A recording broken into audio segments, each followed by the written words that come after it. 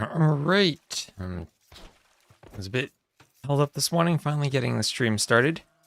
And we have more TTL, Bad Koala versus Dennis. Like 10 million.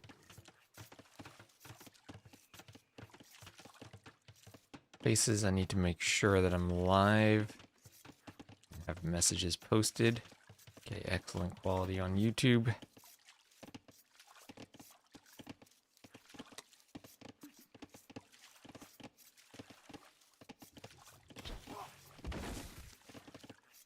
And I think we're good. So let's catch up to real time if we can. They're in the game for a few minutes. So we'll have Bad Koala as the blue woo against Dennis as the red Dravidians. This is a Silver League set. As we're getting into, I think this is the third round of Silver League. Koala had that epic set against Stark earlier. I would probably think Koala's the favorite against Dennis, but the Elos might tell a different story with Dennis 200 points ahead. And hello, Greentail the Fox. Hello, hello, hello, how are you doing? We gotta double check I got everything sorted out on Twitch so that we're live properly. And yes, I think we are good. Quite fine, thanks. Lovely. Oh no, Twitch is gonna do the ad break. Yeah, so usually I try to be live before the set starts so I can get the ads out of the way before that happens, but I had to do a bunch of random car insurance stuff this morning. It slowed me down. So we'll have a Drush coming in here from Dennis, and I'll force up an immediate tower from Koala. Koala, who hasn't taken his Rhino. Not taking the Rhino in the Dark Age, and so far, Drush getting some idle time on the Vils. Which is what you want out of the Drush, but for 3 militia, 4 militia, to lose 1 before the Man-at-Arms upgrade comes in, that is not fun. It will, however, let Dennis get that forward dock. The dock that wasn't spotted by Bad Koala. This is where Fletching and Town Watch, I think, let the towers spot the dock. Plus 1 line of sight from Fletching, plus another 4 from Town Watch, and I think you see it, just barely. But that's not going to be coming in just yet. We'll have Men-at-Arms on the other side, and this tower defense not as successful. There goes a Vil, a couple of Vils going down, and the Men-at-Arms will proceed over to the gold, and Dennis in a lot of trouble here. As Koalas will kill another villager. Oh, Dennis is not walled. Hard to be walled with the acacia trees in this map, but you can still do it. He'll get out another Man-at-Arms of his own.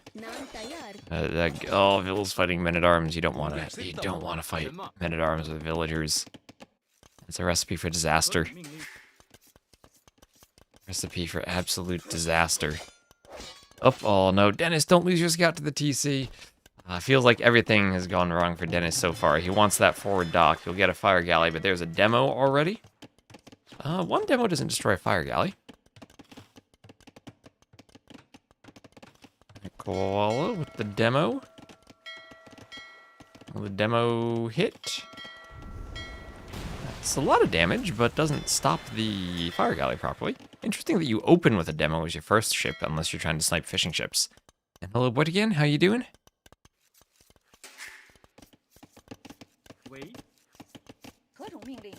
Oh, maybe. Finally, the Men-at-Arms can get a Vil. Maybe she's trying to run. Ooh, she'll lose some HP to get back to the tower. Another archery range up for Dennis.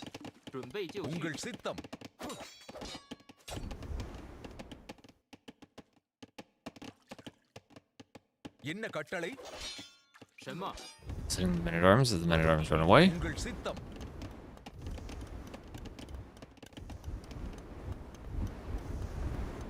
Hello, unknown. And now the fire from Koala did manage to come forward and get on the fishing ships of Dennis, and those Men-at-Arms will destroy those fishing ships.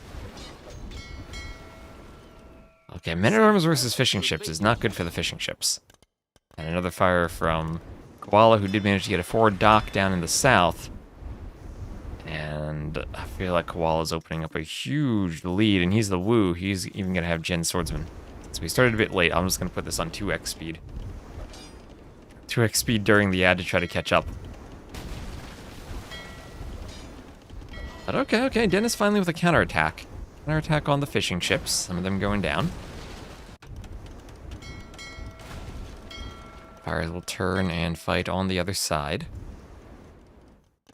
I've still yet to see someone go for a dock block. You can do that pretty consistently on this map. Especially on the sides. Oh, actually, is one side wider than the other? Ooh, that might be the top versus bottom border thing.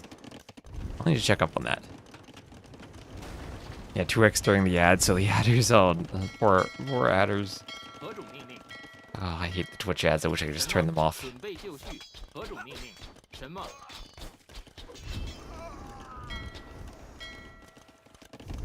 At least we've gotten the YouTube as an option that people can at least tab over.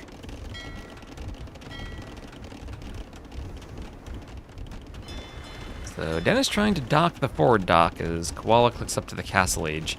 This would be a great spot for a demo against the Repairvilles. Demo not going to be out just yet, but we need the demo. Your preferences for the demo hitting the Ville. It actually doesn't hit anything there.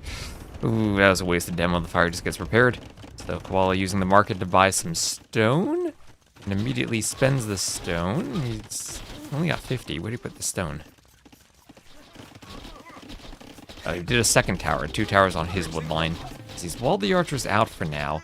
Dennis does click up, but he's pretty far behind. Thanks for having YouTube. Well, thanks for watching, YouTube, Albert. Oh, there's finally a demo. Finally, we get a demo, but it doesn't hit the Repairville.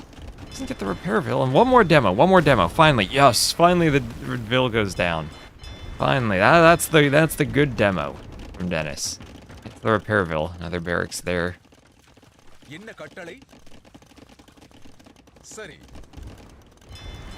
we'll be fire attacking the dock to the north by that pond. Another mining camp up for Dennis. Men-at-arms pop out of the barracks, and a couple of Jin swordsmen will be forward. Those men-at-arms really want to be long swordsmen before they fight the Jin swordsmen.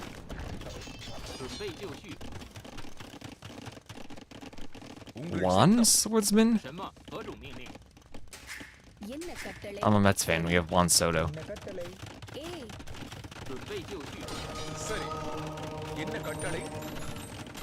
Men-at-arms can handle them. It's a huge difference, though. It's +2 to +6 for the attack bonus. If you're just YOLOing each other into a fight, you're probably okay to fight men-at-arms, but you do not want to fight longswords. So monk forward for Koala. He's also going for the workshop, but we have long swordsmen now from our Dravidian Dennis. Long swordsman against a monk rush. Long swordsmen, I think, can work against monks because they're cheap and you can get a lot of them. And once you have numbers, almost Karambit-like, you can try to overwhelm the monks. But in small numbers, nah, monks are still going to convert them. Right now, 2 barracks might not be enough for large numbers. Defensive workshop right next to the other workshop. The Wu have good monks. They have redemption. Dravidians, they do not. So this monk rush looks pretty strong. I think bad Koala still. If he has that resource lead, is still in a great spot. Honestly, I would have done redemption first, and then you put pressure by converting the workshop. I know you want sanctity for the HP, and you kind of need both to convert mangonels, but the ability to convert the workshop feels pretty darn strong there. Atonement also could be an option. Oh wait, we have a siege tower. We will have long swords in siege towers. I don't think that's gonna work.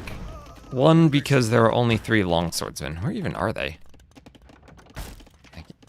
Capture Age centers my view on the long swords and doesn't really tell me where they are. There's the siege tower. Hit immediately by the mangonel.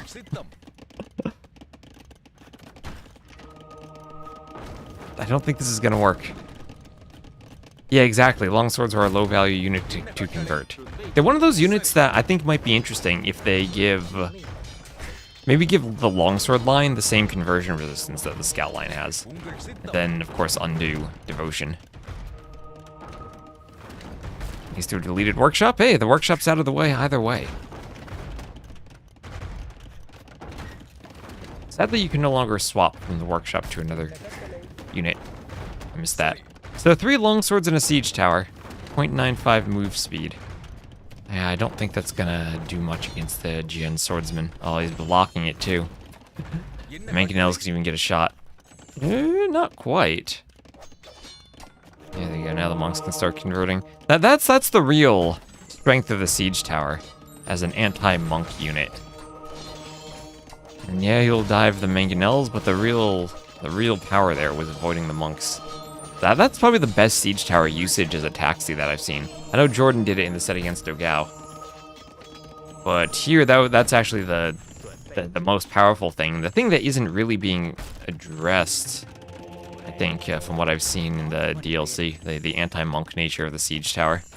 At first, I thought it was fine to have it like a ram, where it was you need to be adjacent to convert it, but it's just so fast. It can't actually be that much faster than monks and still fill that role.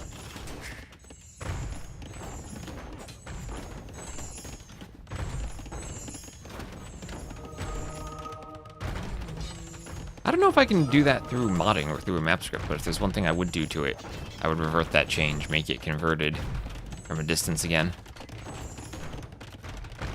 I don't think it should serve as such a strong anti-monk unit, and then at least if you have redemption, you can deal with it. If you don't have redemption, it's still a problem. But then, so would be any siege, literally. I don't like them being converted from afar either, but it's the only way to make the unit balanced, I think. Otherwise, it's just a mobile hop in and out against monks spot. And being converted up close, at least rams, right? The base speed of the ram is 0.6. Right, the base speed of the monk is 0.7, so the ram's slower than the monk. The base speed of the siege tower is 0.8.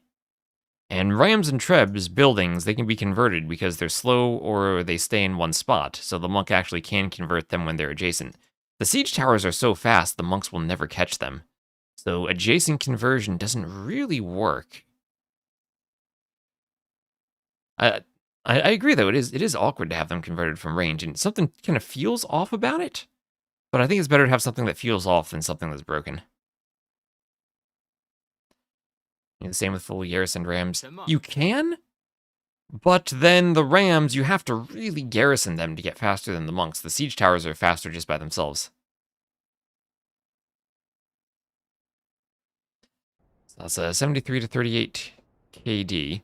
And the ram itself, you can put the infantry in the ram to chase the mangonel and hit the mangonel with the ram.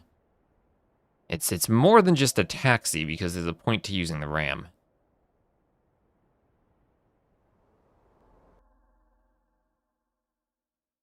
Team Dennis. Dennis seems to make a comeback now. And let me actually get the scoreboard in the drafts. I started this as soon as I saw it.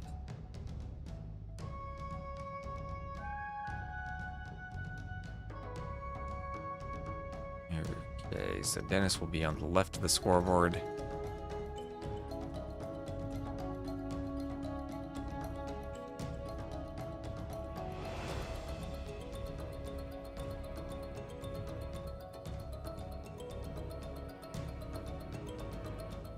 There we go. Are you ready for some drafts? I'm ready for drafts.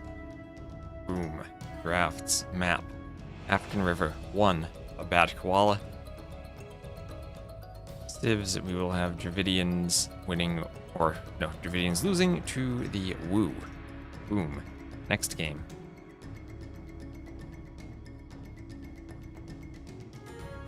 It'll be Monocle, and they've just launched on Monocle. They have 100 seconds, and that will give me time to run upstairs and get my coffee. So excuse me, chat, as I actually grab my coffee.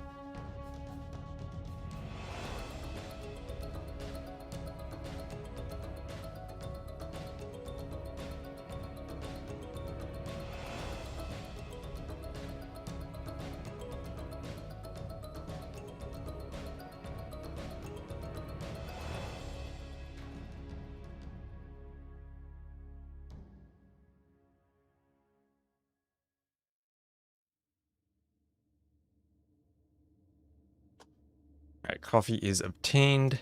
And I forgot to... Oh, wait, out of sync detected. Oh my gosh. I went out of sync because I updated this map, but I didn't push the update and I had the test map selected. Okay, now we're good.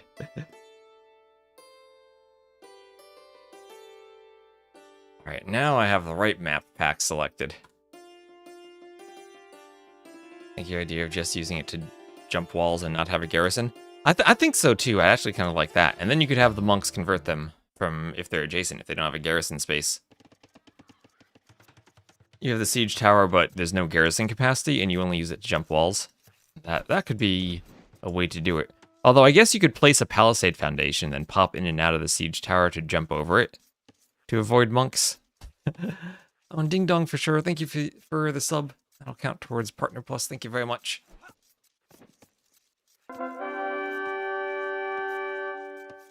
Very well. The iron boar lairs near here.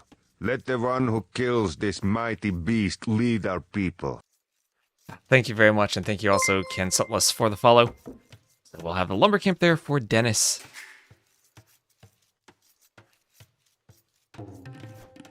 And the boar being lured in by Dennis's Ville. Goths seem scary on this map. They do seem scary. This is an aggressive men-at-arms map.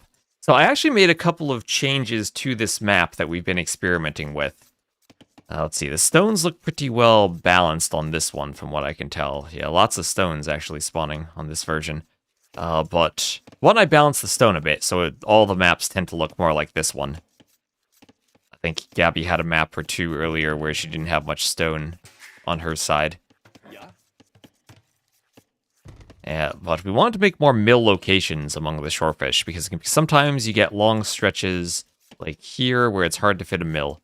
So I've been experimenting slightly with the map to try to adjust it a tiny bit without ruining the number of fish we have, just make them a bit easier to mill.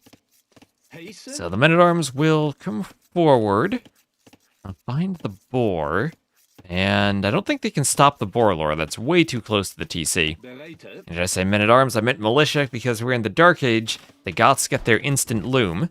And the Dark Age militia can be quite annoying if they get up to the top of the hill line and stop you from building a mill. So 2 militia drush in an attempt to prevent the Burgundians from getting to their Flemish militia. Well, if you're Dennis, you could say, okay, I'll do double bit axe. I'll stay in the Dark Age longer. And I'll use my resources by the TC at the start. And I'll just wait until later to take the militia. I have javelinas here. The other side, the javelinas. Taken by the Villes. Under the TC. And loom in for Dennis as the militia gets shot by the TC. And that is painful when you run your drush into the TC. And now Dennis says, drush? What drush? I'll get rid of my palisades. And I can do that mill whenever I want now. Your 8 HP militia doesn't threaten my vills. I got my loom. And I'll get my shorefish.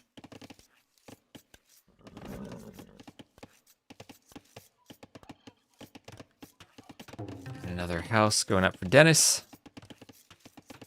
Yeah. The other thing I did, there are occasional locations here where you could fit a 4x4 building.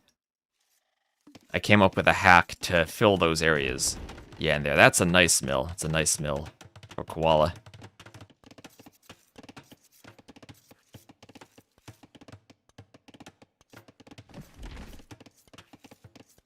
I guess Burgundians are a decent counter. Burgundians are all about the Flemish militia. We saw them, even though we had so many Romans mirrors on Dune Springs in the Red Bull qualifier, the second most pick civ was the Burgundians. And maybe that's not saying much because the Romans were played 125% of the time, according to that AoE Companion website. I don't know what that's measuring, maybe just the fact that 2 players picking the civ puts it over 100%, but I thought that was pretty silly. So there is a mill, and right on the edge of the fish. I'm guessing it's out of 200. Well, the UI only went to 100.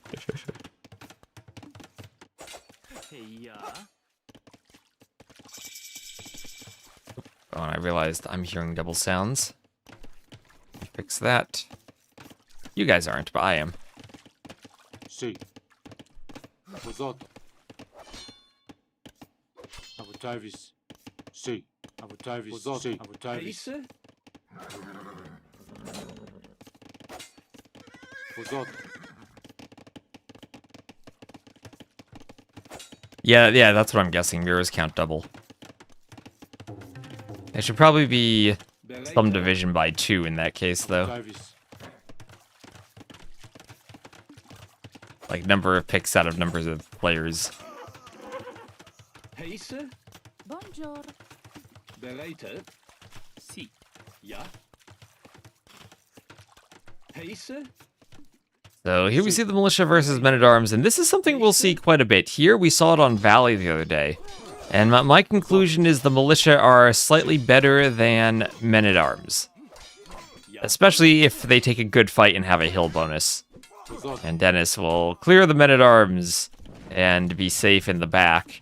But the Goths are no strangers to a negative KD. And with a second barracks, we're going to have double the men-at-arms production. And a Flemish militia getting trapped by Vils. And cleared by Koala. Should trade evenly versus men-at-arms. Men-at-arms 1 more attack, Flemish militia 1 more armor. Avutavis. Yeah, that is true. They also, let's see, what's the movement speed? The men-at-arms are slightly faster. Vozoto. These things also have 1 pierce armor, though, so when you start getting archers added to the mix, or skirmishers. Belated. Well, actually, no, never mind. Men-at-arms have 1 pierce armor, too. Avutavis. I saw the double armor and got confused. So do they attack faster? Attack reload time 2. Attack reload time 2. Pacer. Vozoto. Belated. Okay, then yeah, so it should be pretty even.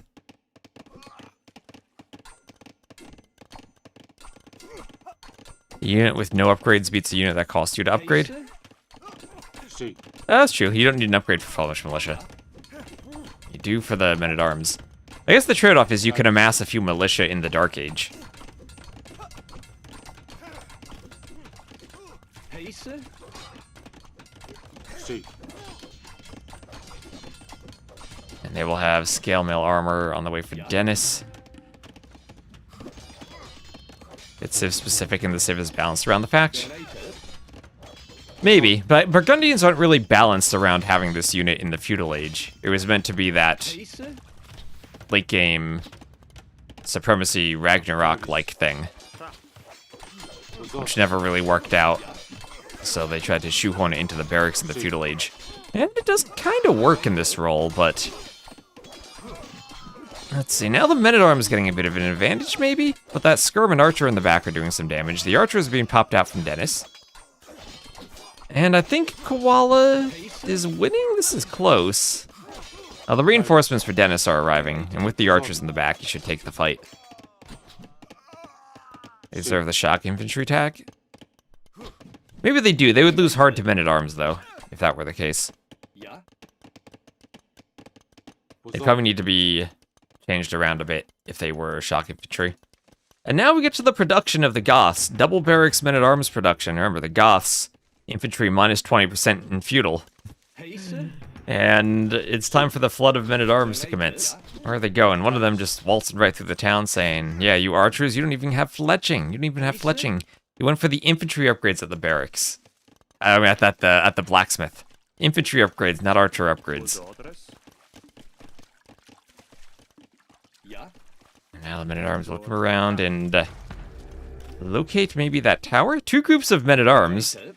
Oh, they could find the Stonevilles. Buongiorno. Missing them by a couple of tiles. Just missing them. Pacer. Belated. Si.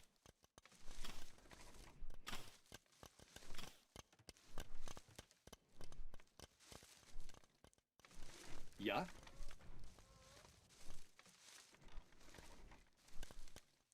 Pacer.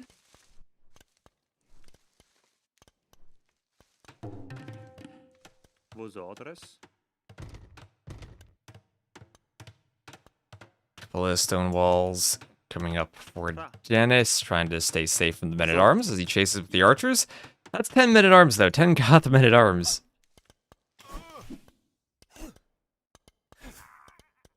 The Donjon unit for Sicilians, the Sergeant? I think those are probably less balanced, but the only thing that balances them is their limited production. I think they're stronger. They're a bit more situational, though, because you need a lot of stone, really, to take advantage of them in Feudal. So you need to get Bowsaw? That's true. If you're not farming on the map, too, maybe a bit of a wasted bonus if you're not able to get the cheaper and early horse collar. Militia pushing forward and still trying to hold over here. Dennis would love to get some stone walls up. Looks like Koala added a range and is swapping to skirms. Part of me would have liked to have seen a barracks, and I can move it to triple barracks men-at-arms.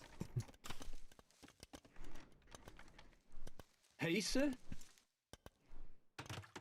So another mill up for Dennis. See. Later. Hey, sir. Later. Yeah. And the militia attacking the house. Not quite taking down the house as men-at-arms come over. And there will be a hole in the wood line. The militia will look to go through there. We might get a good patrol stack fight here between the militia and the men-at-arms. Ooh, we see a patrol stack.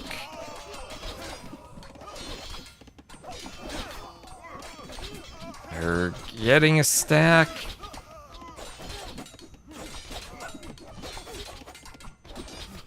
And it's kind of a wash here. Maybe the militia slightly winning, but more reinforcements are coming in from the men-at-arms. Archer is getting hit over the wood line. Yeah.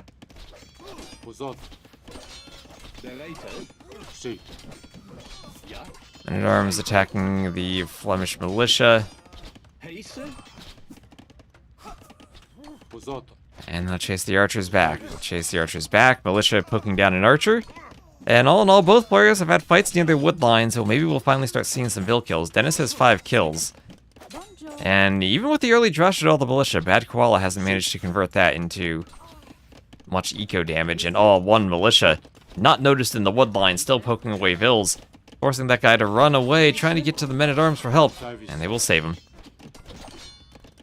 And more militia fighting the men-at-arms, skirmishing in the middle. Archers coming in the rear, and the archer is still very, very valuable for Dennis for Hey, sir. applying some extra bit of damage in the back. Hey, sir. Both players with all their blacksmith upgrades now. I guess they could also use the archer armors, but those aren't really important when the units are in the back. Archer is probably more useful in the skirms here, since the ranged units are mostly in the back. Well, as I say that, there is a skirm who snuck around the back, but will be poked down. And some Vils have to turn and fight, so that's more idle time for Koala. Well, if he can maybe afford it, he does have slightly more res collected. He'll need that to clear the rest of this army.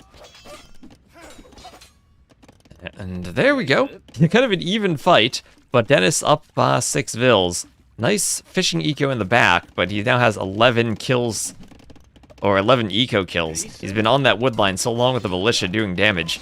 And his base for the past few minutes has been safe after fending off those early raids. And it's been Bad Koala the one needing to deal with the fight in his economy.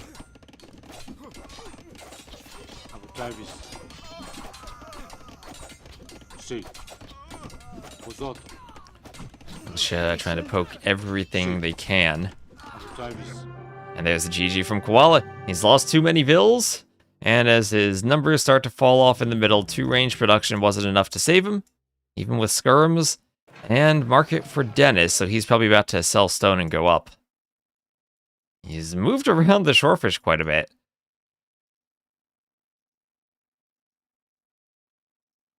Military, that's an 84 to 51 KD for Dennis.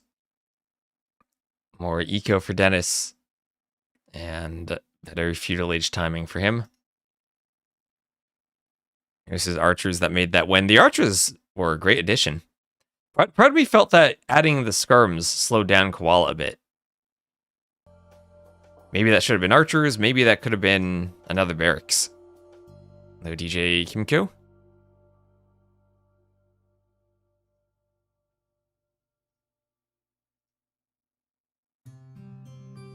Need to refresh. Ooh. Refreshing the dashboard. Happyleys gave us some updates. Ooh. Nice. That is better. Requires a bit of horizontal scrolling, but it is more usable. Oh.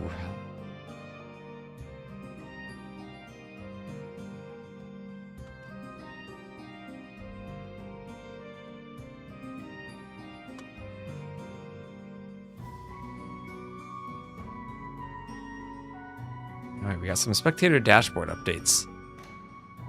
It now works on my 1440p monitor. Oh, yes.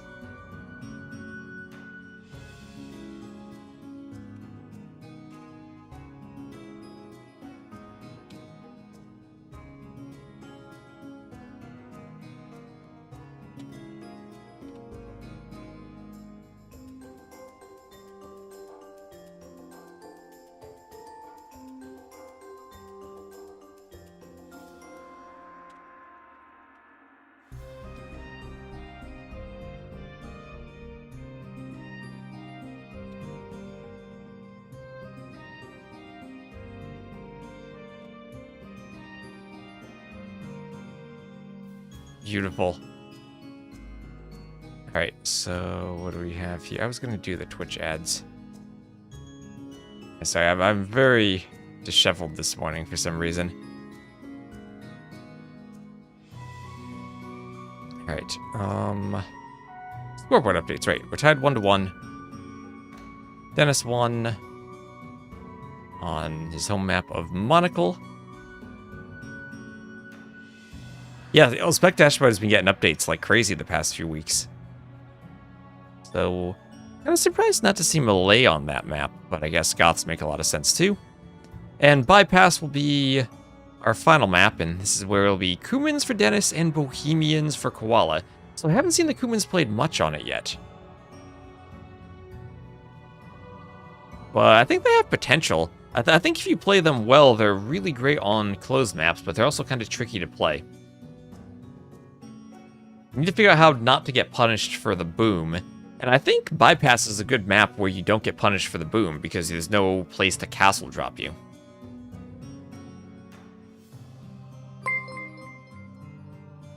Gots lost indeed.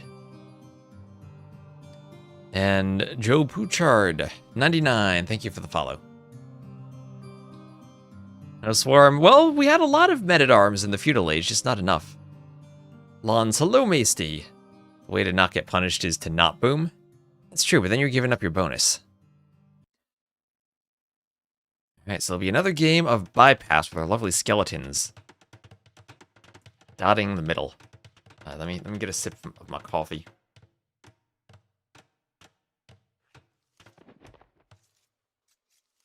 We're starting the game. That's good. That'll be the first coffee today. I think 2 coffees per stream is a good manageable number for me. Gotta make sure I wake up in the morning and then stay awake throughout the day.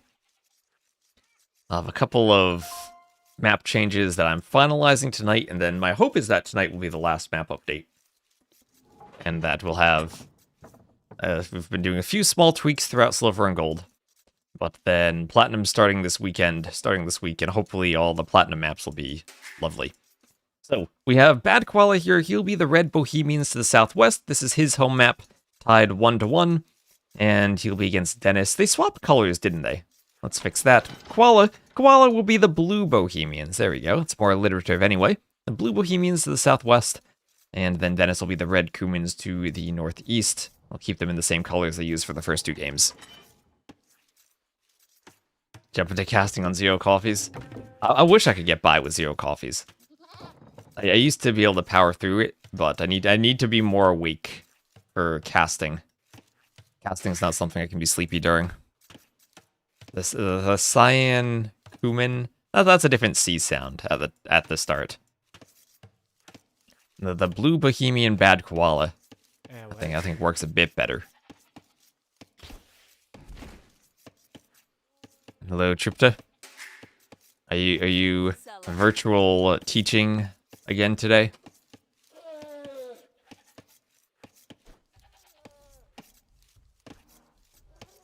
Yeah.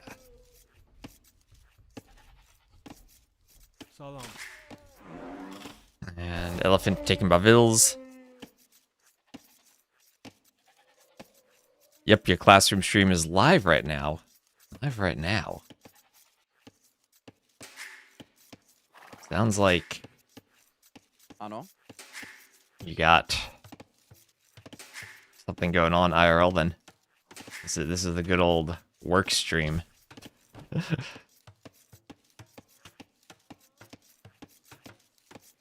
Your students are good listeners. None of them have shown up. Yeah, I had that situation once. Back in when I first went to college and learned how to program, we had this thing where you could take either Java or MATLAB. And I was there were different paths you could take to finishing all of your requirements, but if you were one of the engineers, you took one of the intro courses, you had to take this 5-week course on the other thing. So if you took Java, you had to take 5 weeks of MATLAB, and if you took MATLAB, you had to take 5 weeks of Java. It was completely ridiculous. But it was for the non-computer science majors in the engineering school. So, like, if you're a computer science major, you'll probably figure out MATLAB no matter what. But when I taught the intro course, we'd also have to cover, even though we had swapped the intro course to Python, it was still a requirement. And to finish the paperwork, people had to take, who had taken MATLAB, had to take this 5-week intro Java course. And this was a couple years after we had swapped to teaching Python, and we had eliminated the requirement, but people who had started with the requirement still needed to finish it. Or people who had, like, swapped over to engineering halfway through and decided to make a life change still had to finish it. And I had, like, 2 students in this course the last time we ran it. There were 2 of them. And I had this huge lecture hall. And it annoyed me because the lecture hall was so large, I could never book it when I needed to do meetings with a large course staff, because I had to go through the university instead of... It was so large, it was managed by the university instead of by the local department. And I could never book it when I had, like, 50 people for a meeting, and none of the conference rooms fit us. But for these 2 students, filling this random requirement, I had the biggest lecture hall we had. It was so annoying. What are the odds that Lamo wins against Gabby and Monos? Pretty low, I'd say. Pretty low. And Yehuger, thank you very much for using your Prime sub. Thank you for the support. Let's see how long that alert takes to pop up. There we go. Lord Nobunaga is in Kyoto. We must rescue him to restore his honor. Oh, that was such a debate. You could never rescue him in that scenario. You got Python replaced with Java, really. I do like Python as an intro language, and I think it very well fulfills the requirement of, if you're going to take 1 semester of programming and never learn anything else, then I think it's more useful than Java. So what are we going to have here? Dennis, as the Kumans, he's up on 20 population, as you do with the Kumans, and he is going to make his second TC on the outside. 8 bills heading to the outside. Now, Bad Koala, he hasn't scouted anything. As we said, this is uncharted territory for him. So he won't know where Dennis is making the TC. Oh, that is interesting. Oh my gosh, I casted years ago. Do you guys remember the Champions Invitational? Back when people other than Hera were winning S-tier tournaments. Hera hosted, it was him, Tato, Viper, Yo, and Vinch, I think. They all played best of 21s. And Tato had this hideout game where he went for men-at-arms and vills around the outside, but got spotted, and then was, like, stopped, so he just built the TC on the outside, and it was brilliant, because he got pushed on his main base, but it didn't matter, because his eco was out here. So he could go for a 2TC boom for free. And now, if Bad Koala wants to punish the Kuman boom, he can push down the middle, or he can push around the side, but there's no way he's pushing both at the same time. Yeah, people other than Hera used to win S-tier tournaments. Right? That was a thing, right? We had like this one year period where it wasn't the Viper winning everything, and then it wasn't Hera winning everything. Although I guess Viper never really did well at the Red Bulls either. But that's some silly Empire Wars thing.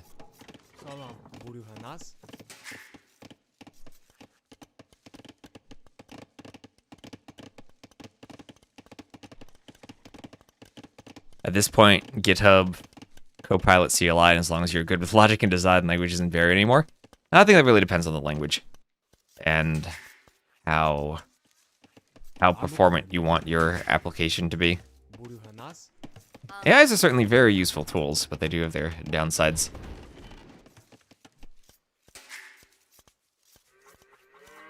So 3 farms coming up for Dennis. London cast? I'm not going to be casting it at London. I'm just going to be there. What makes the Vil gap? 1 is the Kumans doing a second TC, and 2 is the fact when you click up to the Castle Age, that's about 5 to 6 Vils worth of idle time on the TC because your TC is researching the Castle Age. So Dennis has stayed feudal and done a second TC. He's going to have a huge Vil gap. That's part of what makes the Kuman boom so strong. If you're against a fast castle, the fact that the fast castle player is sacrificing villager time to go to the Castle Age. If you're on Arabia and you're in a feudal war against someone who has a 2 TC, boom, the Vil gap won't be this extreme at the start. So here we have double workshop rams, and that's pretty much impossible to stop for the Kumans because they don't have stone walls. Hard enough if you have feudal age stone walls with how low the HP is these days, but houses, palisades, not going to stop this.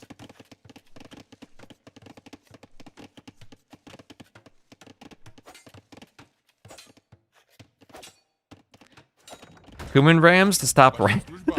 Oh, that's true. Maybe Dennis should do his own rams and get into a ram war. I never thought about that, but now that you mention it, I mean, if you go for rams and like a spear Vil fight, you're gonna have more Vils. And one of the best ways to stop aggression as the Kumans is to go for a big Vil fight. Because you have 15 extra Vils, you can YOLO your entire village and fight and still be up in economy. This is what he calls the Dave Hun push. The double rams. Yeah. Now the Scorpions will be an issue. But a couple of scouts out now. And the TC will shoot the Scorpions. See, this is maybe the mistake, I think. I don't think you want to fight the Rams. I think you need to fight the Scorpions. I think those are the scarier unit right now. Well, 1 Scorpion down. Anyone knows TTL is? What do you mean? Thank you, Arzor, for the follow.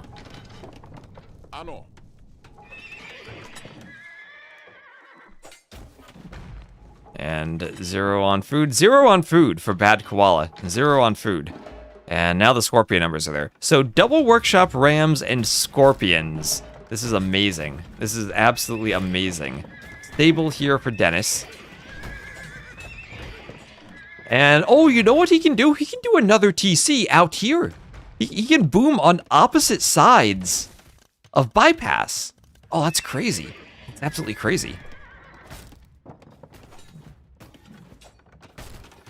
He's doing a lumber camp there. I don't know. I think it might have been better to run farther. He lost the stable. He'll lose another stable. Those are cheap for the Kumans, though. Who cares if they lose those? Now he's doing a watchtower. Yeah, this is TTL Silver League. This is the Silver League. What?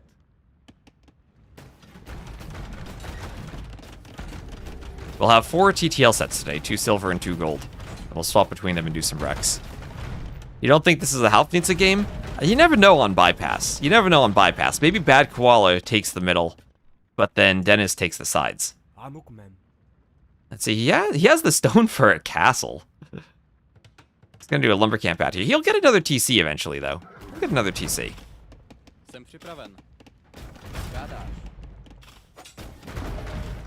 And 8 Scorpions. Yeah, similar res collected. Well, that's what happens when you have all the extra Vils, but then your economy's idled. Let's see, he's got 53 Vils, only 5 of whom are idled. Gotta change your hotkeys, it's the same for Bombard Cannon, and the upgrade for Halfnitsa. Okay, so your hotkeys just want you upgrading to Halfnitsa every time as the Bohemians.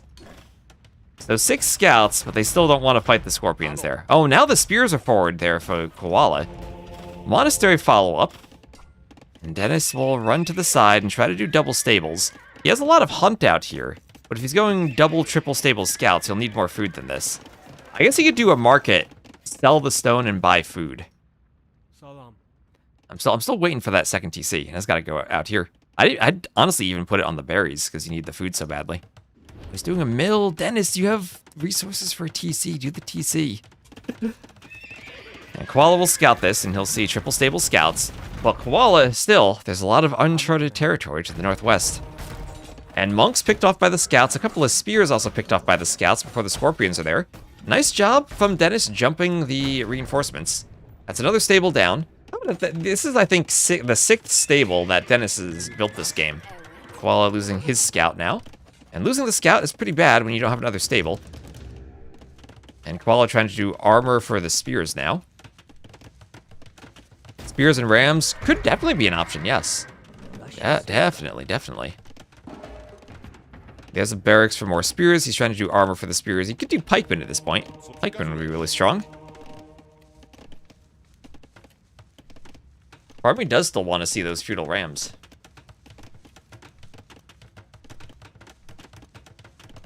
Imagine that, men-at-arms and feudal rams to fend off the scorpions.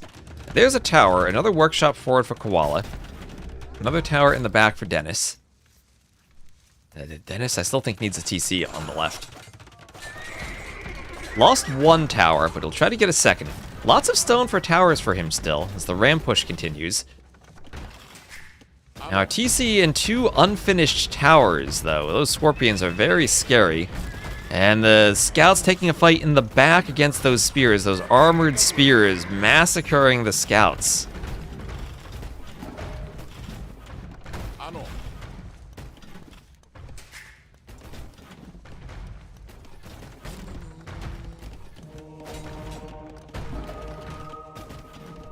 The monk wants to convert a scout, so he'll have to run away. This might be the second TC going down for Dennis.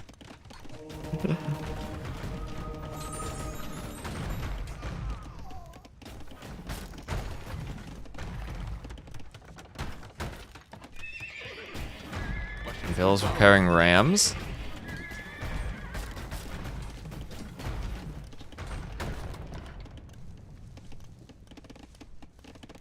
And we'll have forging on the way for Dennis.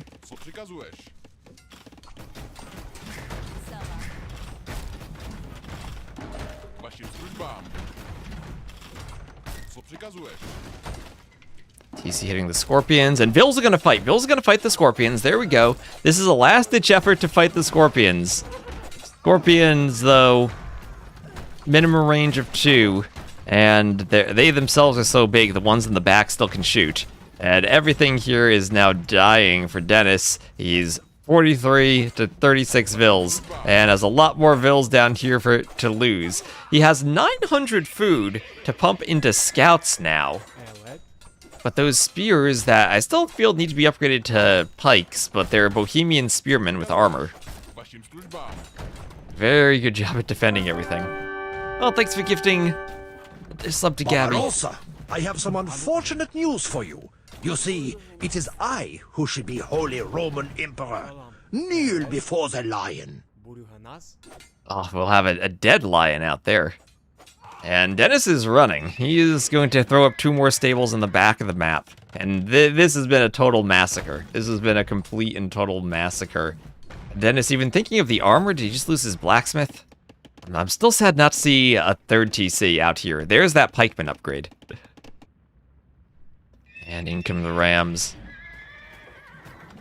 Yeah, I'm looking forward to Gabby's set on Thursday against Monos. I don't see how he can come back either. He's built... What is this? There were 6 stables. What? He built 3 stables over here, another 3 here for 6. This is 7, 8, 9, and 10. That's 10 stables just to be going feudal scouts against pikemen.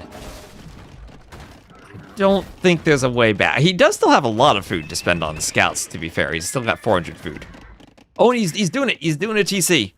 He's adding a TC now. Let's go. He's TC'd 3/4 of the map. You don't like Kumans in this map. Dennis had an interesting strategy doing the TC on the outside, but he couldn't stop the push down the middle. And Koala with double rams and scorpions seems to have found the counter. I am kind of intrigued by a chat suggestion of if your Kumans do a workshop and do your own feudal rams to stop this. Instead of committing to the scouts, you could try to go rams and infantry. And oh, what is this? What is this? Is AntagonisT finally taking a good fight? Where are the pikemen? Where are all the pikemen? They're in the back. The pikemen are hunting their own ostriches. They need to be hunting some vills. But now more pikemen coming forward. How do the pikemen do against these scouts? I think the scouts... That is a mound of dead scouts. Oh no, feudal scouts do not want to fight pikemen. No, they do not. Oh man, I wish the corpses lasted longer. We need the old skeletons back. That was a hill to die on for those scouts. And 2 more stables about to be rammed down. The market about to be rammed down. And Koala, he knows what's going on. He's now scouted with that pikeman, everything on this side of the map. He knows what's going on over here. He sees the TC. He has an 8 villager lead too, over the player still feudal. Step Lancers are a better counter. You can't make Step Lancers in feudal though, unfortunately. Don't give the devs any more ideas. Can you imagine that feudal age Step Lancers? And maybe Dennis's hope is that Koala mangonels his own rams. And big Vil fight against the pikeman, but the mangonel says, I got this. Well, the mangonel does go down, but there's a GG from AntagonisT, and Koala will win that 2-1. I liked the idea from AntagonisT. But scouts were not the answer, it would seem. Scouts against scorpions were not the answer. Did his 3rd TC out there, 2nd TC here. But that first TC went down in no time at all. So double workshop rams into scorpions. That's how to deal with a Kuman boom. That's a 63-31 KD for Koala. Better eco for him too by the end. And GG. Do you think they should make feudal versions of other regional units like Fire Lancers and then require an upgrade? Feudal Fire Lancers? I mean, the good thing is you don't have siege towers in Feudal Age until they also add those. So that's 2-1 for Koala. We'll have another set right away. And what was that? Bohemians over Kumans.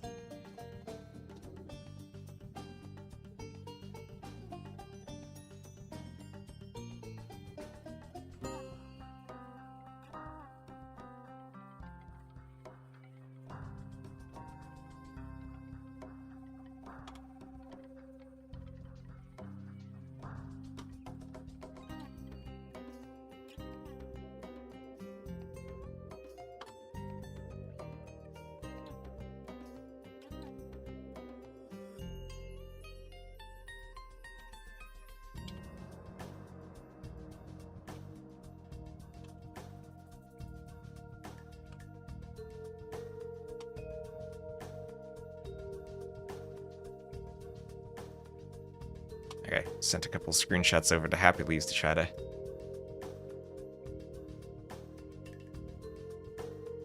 up the dashboard. So next will be AntagonisT versus Blue. They're on high tides. So let me just jump into that. And then I'll update all of my overlays after the first game. And I'll just update my stream titles. And AntagonisT, I'll put him in the red. Blue will be in the cyan. And enjoy high tides is let me update my titles. And we'll have AntagonisT versus Blue. Updated on Twitch and updated on YouTube.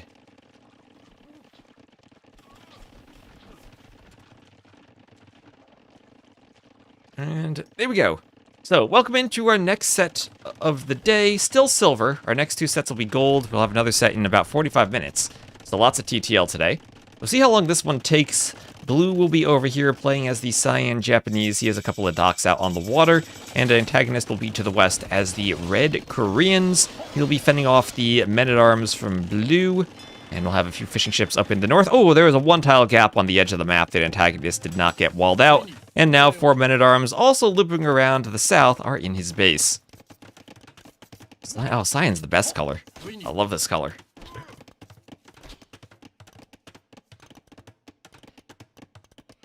Your friend just came back from a Japanese-Korean vacation.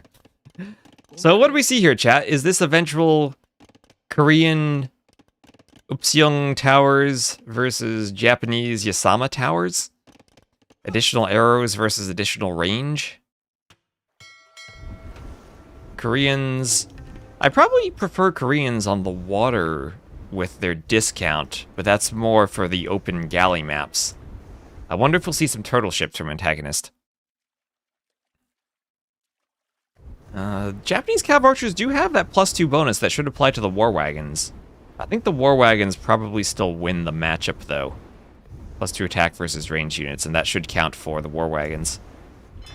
Nice job from Blue using his dock as a defense there against the fires. Antagonist's fire is not doing any damage. They will go down. And men-at-arms will be fended off by archers on the other side. If you fire lancers versus samurai, ooh.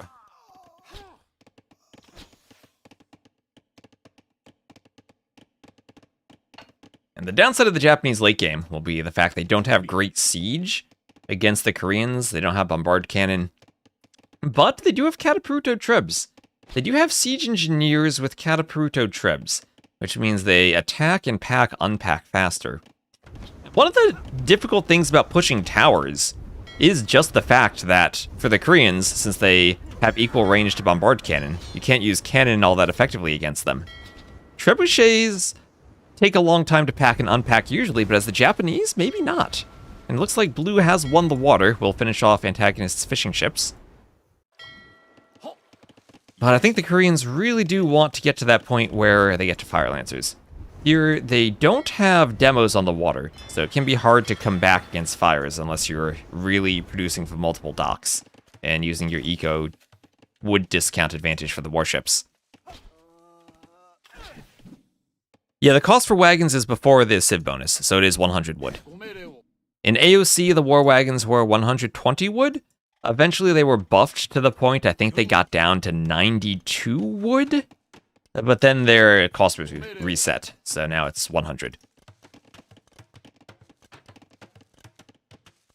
Yeah, the 200 wood for the war wagon is indeed before the Civ bonus.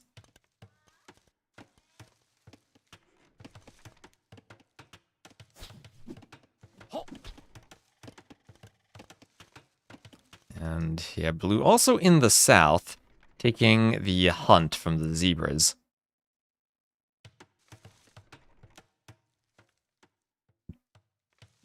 Yeah.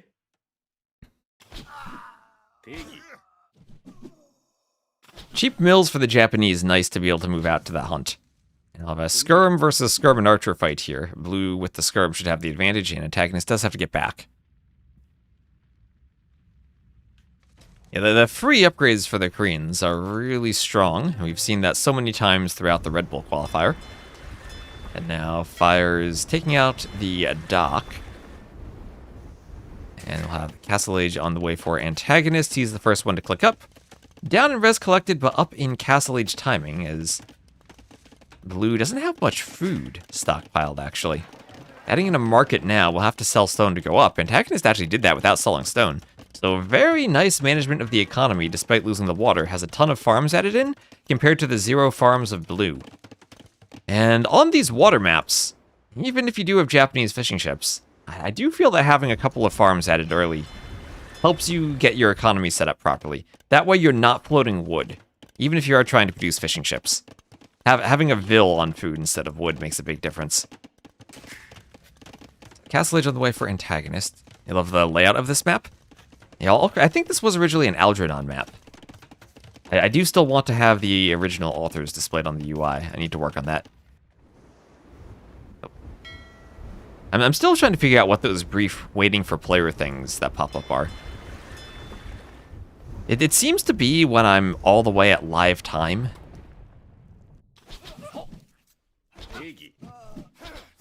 And skirms take out all the archers. So that's a big army loss for Antagonist, and he's down by 10 vills, 9 of which there are fishing ships. So in terms of vill counts, he's pretty close, and he's up at the castle age faster. But now the res collected are starting to shift. But we'll see how long that lasts, as the fish are not too close to the docks on this map. You have to go pretty far. And can be a bit deceiving how strong it is to win the water, I think. I've seen this map many times where the player who loses the water ends up winning the game.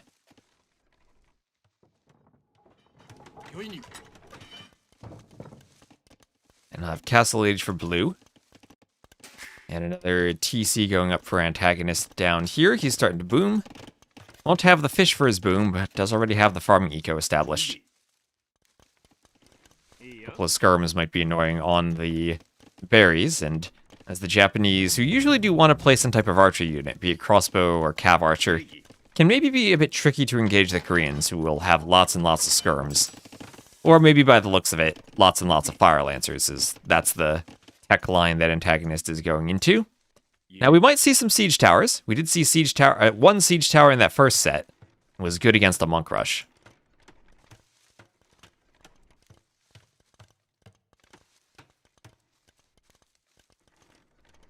And the workshop will not be forward, it will be more forward.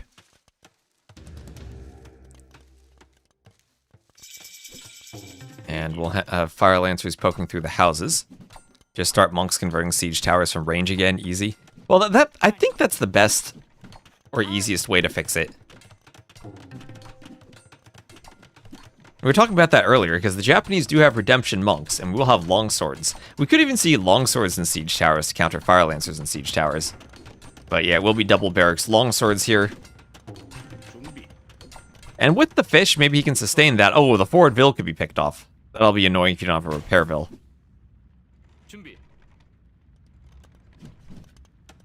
Yeah, on the surface, it does make sense that it's kind of silly the monk on the opposite side of a wall can convert the siege tower. But because the siege tower is so fast, monks, when they're adjacent to convert trebuchets or buildings, well, those targets are stationary for the most part. And rams are so slow that the monks are fast enough they can catch up with them unless the ram is fully garrisoned. But if it's fully garrisoned, then you probably kill the monk anyway. The siege tower, though, that thing is so speedy, it's faster than monks. So you're never going to convert it if the monk has to be adjacent.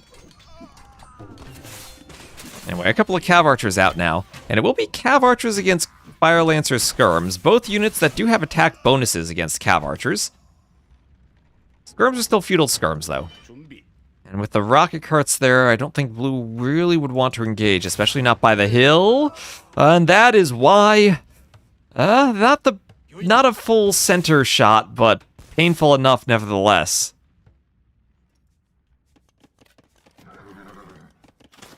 Tile?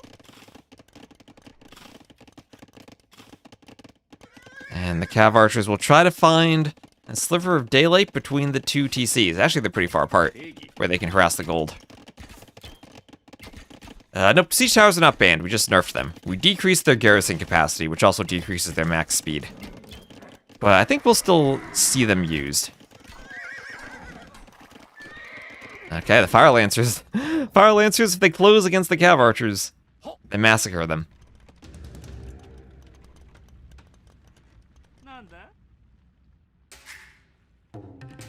So house and a TC on the island for blue, who did have his second TC. So he's behind a bit in vills, that's 57 to 48, but 17 Japanese fishing ships for blue, collecting all the deep fish he can and starting to add in fish traps. And thank you, Percepti2 for the follow. So he started to add fish traps around the docks. Yeah? And the archer army will hit the vills on the wood line and start getting a couple of kills, trying to even up that vill discrepancy. And Antagonist has not noticed this. He's lucky that there's no ballistics, otherwise he probably would have lost a couple more vills.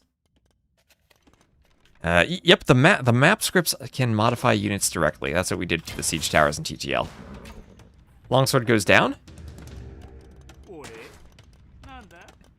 And fire lancers will shoot the villager. And nice hit on the repairville. And Antagonist still has a good push. He didn't lose the rocket carts. And not enough longswords really to get into a push here.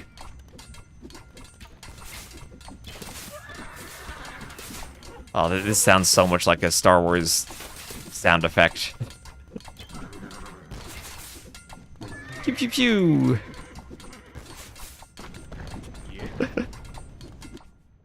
Oh, that makes me laugh so much. Fire Lancers and the Skirm in the back. And that's a good attack from Blue. We'll have Squires and Chainmail on the way. And buying food for gold.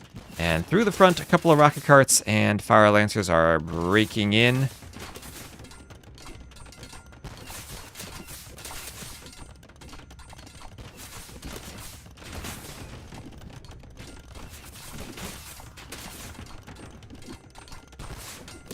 And rocket carts, they need to sound like fireworks.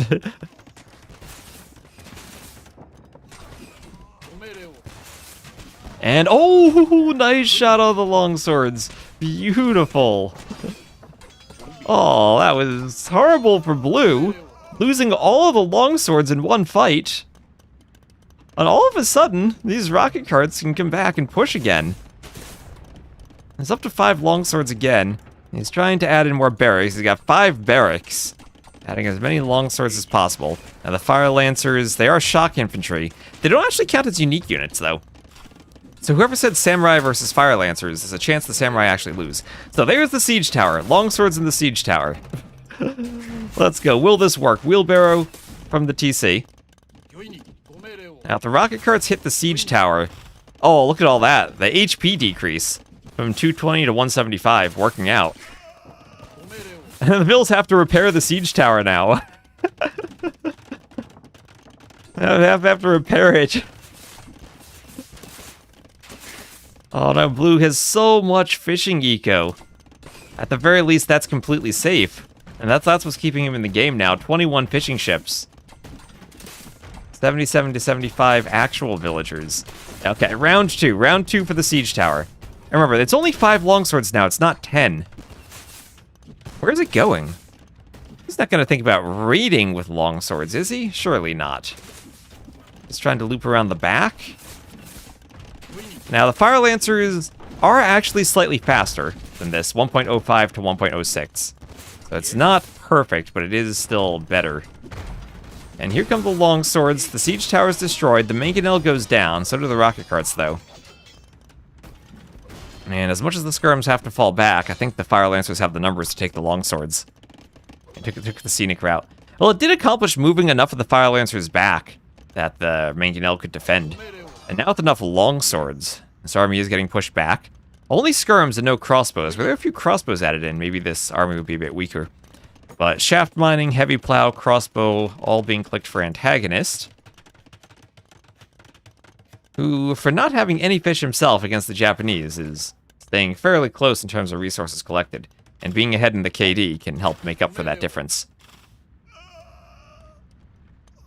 You don't need as many resources with how cheap all of your units are.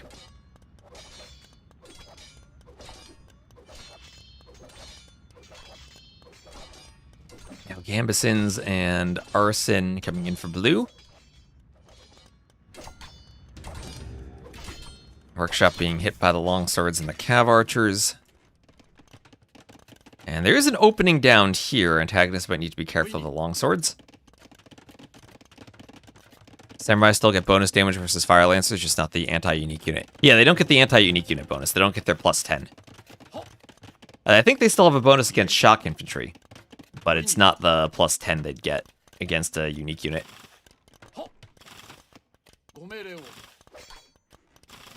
They do get bonus damage against turtle ships, if that comes to a point where it matters at all. Now, longswords will be under the TC. TC does have Bodkin, though. Gambeson surely helps. So now we'll get Gill Nets and Imperial Age for Blue. He's trying to raid with longswords.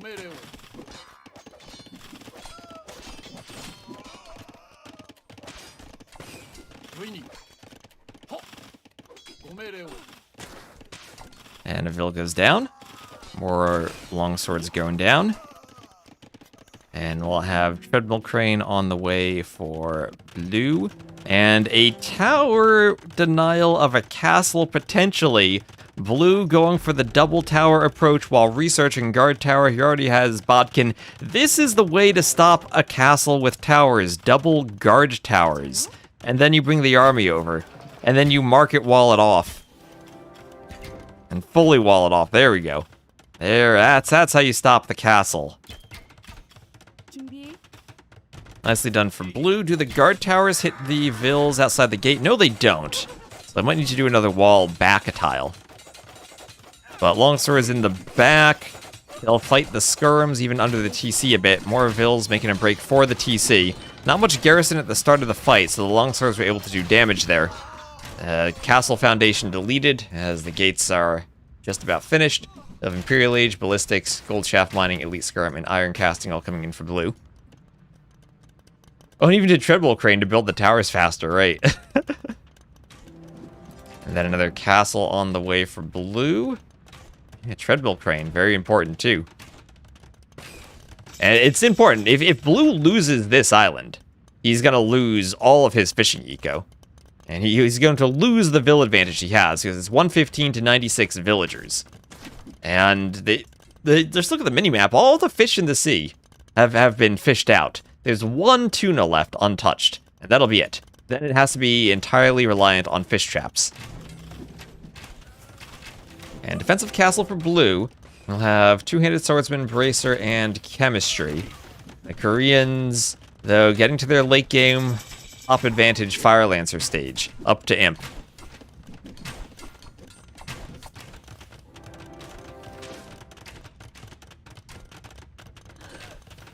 Tuna has a lot of mercury, not too healthy.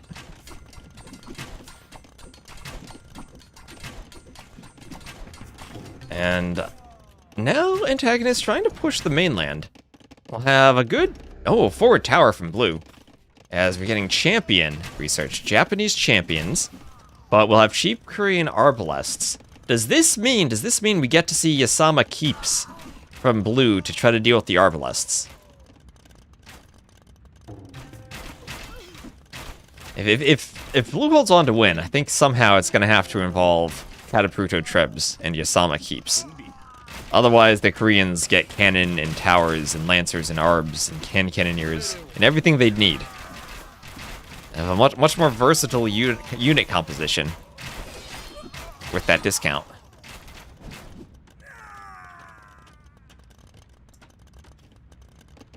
Any prospects in the south? No one. No one prospecting the south to check for the gold in the stone.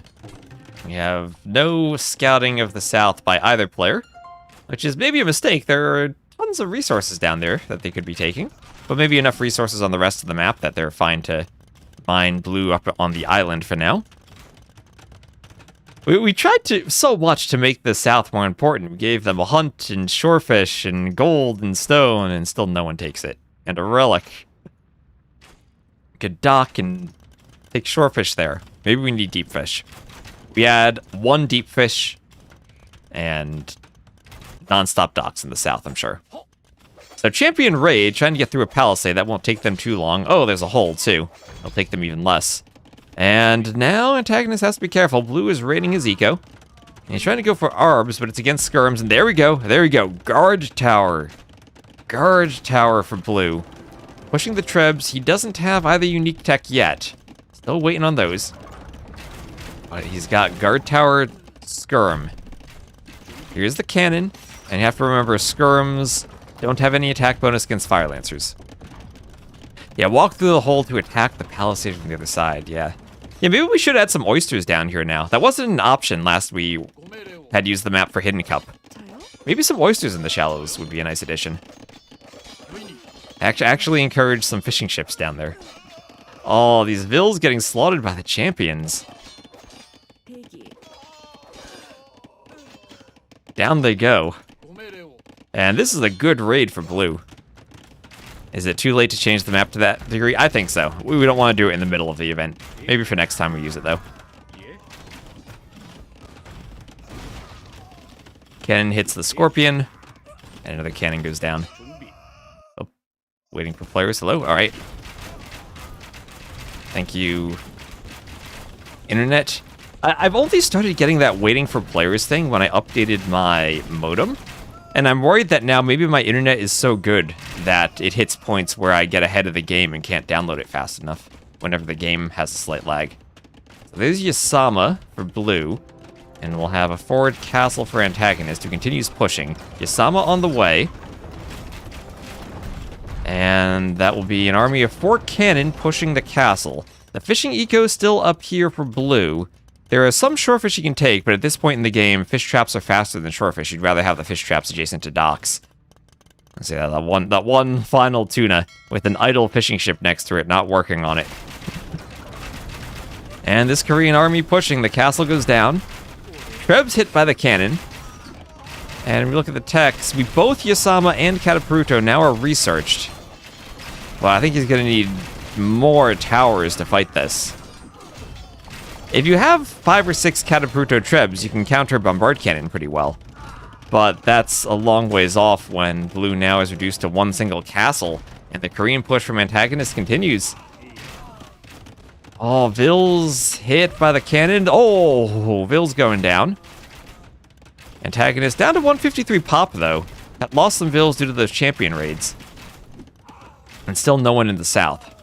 Also, no relics collected at all. Wise, but blue always plays as cyan, which is close enough to blue. Antagonist picked blue, so I figured I'd at least make him red. We're not too confused. There's a Vill going down.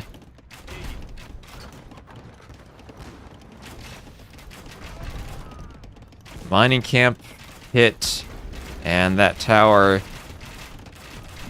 crushed by the cannon. Blue's population eco advantage is so much. But the Koreans, when they get into the late game with their cannon and their cheap army, are crazy. There's a reason we saw them every game in Red Bull.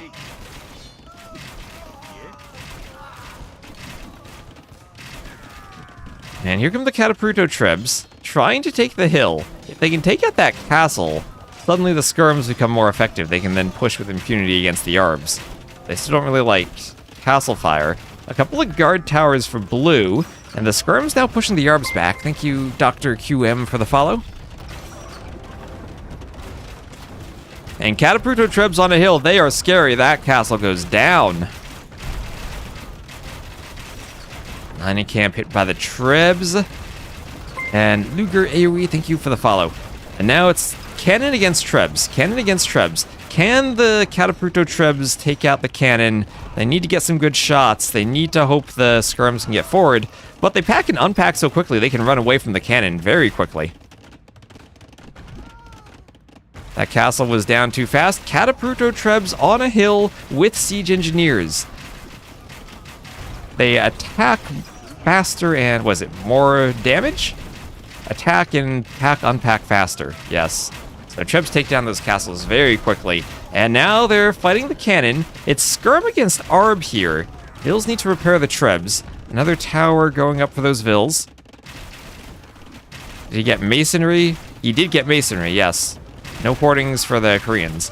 And blue is holding. Now he's pushing skirms against the Arbs. But in come the Fire Lancers, but Fire Lancers mean champions. And blue doing what he can to hold with the towers. Still no one taking all the stone in the south that they could use for building more towers. Blue is a great stockpile of wood and gold, but what do you spend that on against the Koreans? And whatever you do as the Japanese, the Koreans do it better pretty much. You do arbalests, then Korean arbalests are cheaper. You do skirms, their skirms are cheaper. You don't have cannon. You do cav archers, and the Koreans do war wagon. Katapruto Trebs letting him hold on. Blue doesn't. I mean, the south is the same thing every single map, regardless of whether or not he sees it. He should know it's there.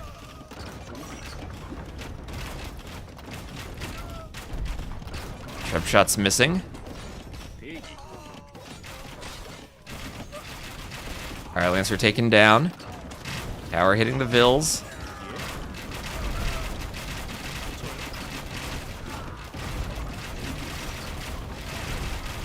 And what can the Trebs do? Antagonist desperately clinging to that forward gold when he could have safe gold in the south. Blue still has all the gold on the island. He's almost finished the island. He's kind of doing a house that would block the mining camp. Yeah, just Treb the Arbs. I think he is Trebbing the Arbs at this point. Doing what he can to repair the Trebs. He still does need the keep upgrade, only doing guard towers. And the Treb shots. Remember, Treb shots don't have splash damage. And is Antagonist pushing this? I think he has enough cannon that he's still pushing. But Antagonist, he's struggling to stay at a high population. He doesn't have nearly the vills that Blue does.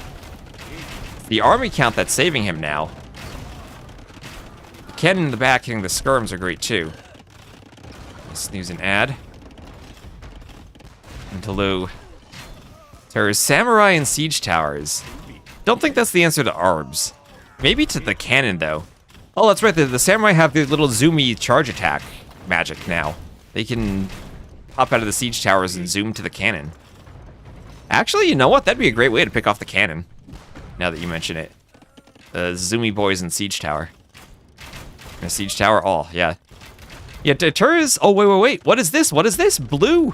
He's lost the score lead, but he's realized that the south exists. He's building guard towers. He's defending the south. He'll start killing crocodiles, mining the stone. He's moving to the south. So he has the north, he has the south, but he doesn't have the Koreans. And Koreans are... Handcart hasn't been in this whole time. Antagonist still needs eco upgrades. Blue might start to have issues collecting wood if this push continues and he loses the middle. I did balance the map so that the east and the west have just about the same amount of wood. So it shouldn't be one player with a huge wood advantage without the middle control, but Antagonist does have the middle control.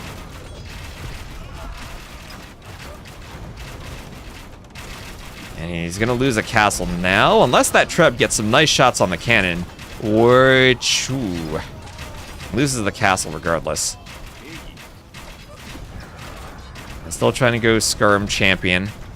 Whenever Antagonist loses Arbs, they're very cheap for him to replace, but at the same time, what is this? Some more champion raids! More champions getting to the back of Antagonist eco. We saw this earlier. But hello again, Blue, adding in a couple of forward barracks. And he might be pushed, he's losing his base, but he'll try to raid Antagonist's base at the same time. And that champion, killing a couple of villagers. Antagonist has been down in vills this entire time. That fishing ship's still idle even without the fish. And Blue about to finish mining all the gold on the island, but he is in the south, so he's fine in terms of gold. Wood and maybe even food will be his biggest issue, but he can add more fish traps if he needs food. Japanese still having fish traps is great for their eco. And Antagonist, what is that, 200 pop? He was down at 140, he finally got to full pop, even with those raids. That's an army count now, had a brief respite from the continuous fighting. And now he'll be able to pull back, but keeps are in. We will now have keeps for the Japanese. Last furnace on the way. He still needs two-man saw and heavy plow as well, but Blue trying to finish all of his upgrades. Where is Red's gold? Do you think Red has gold? I don't think Red has gold anymore. I think Antagonist is completely out of gold. If you're the Koreans, though, and you're just making skirms, you're okay with that. Problem is the Arbs will be hard to replace now. He has heaps of keeps.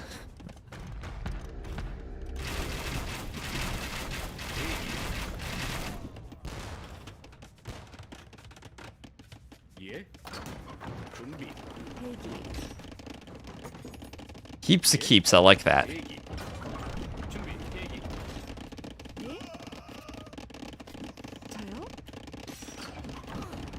Vills killed by skirms.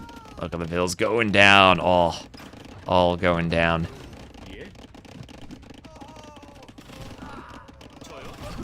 Vills impaled by the javelins.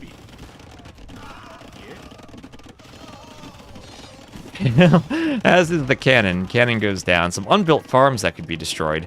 A castle there for Antagonist, but Blue has champions there.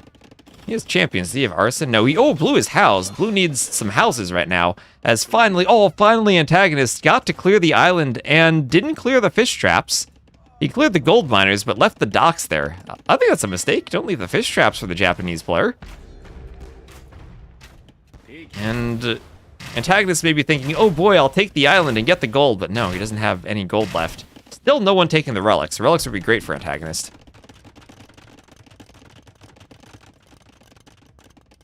Is it true that I was stranded on an island and just got back by killing elephants, harvesting resources, and building a ship? That's not true. I didn't do that.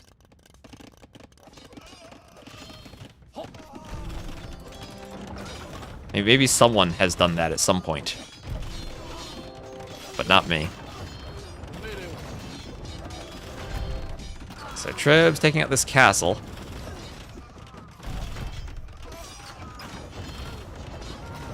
I'll have to try to keep the ads snoozed during the game. It must have been a different T-West. Bottom, yeah, the bottom is the key now for Blue, that he'll still have gold access. And does Antagonist have any, he hasn't scouted the bottom. Does Antagonist know the bottom's there? I hope he does.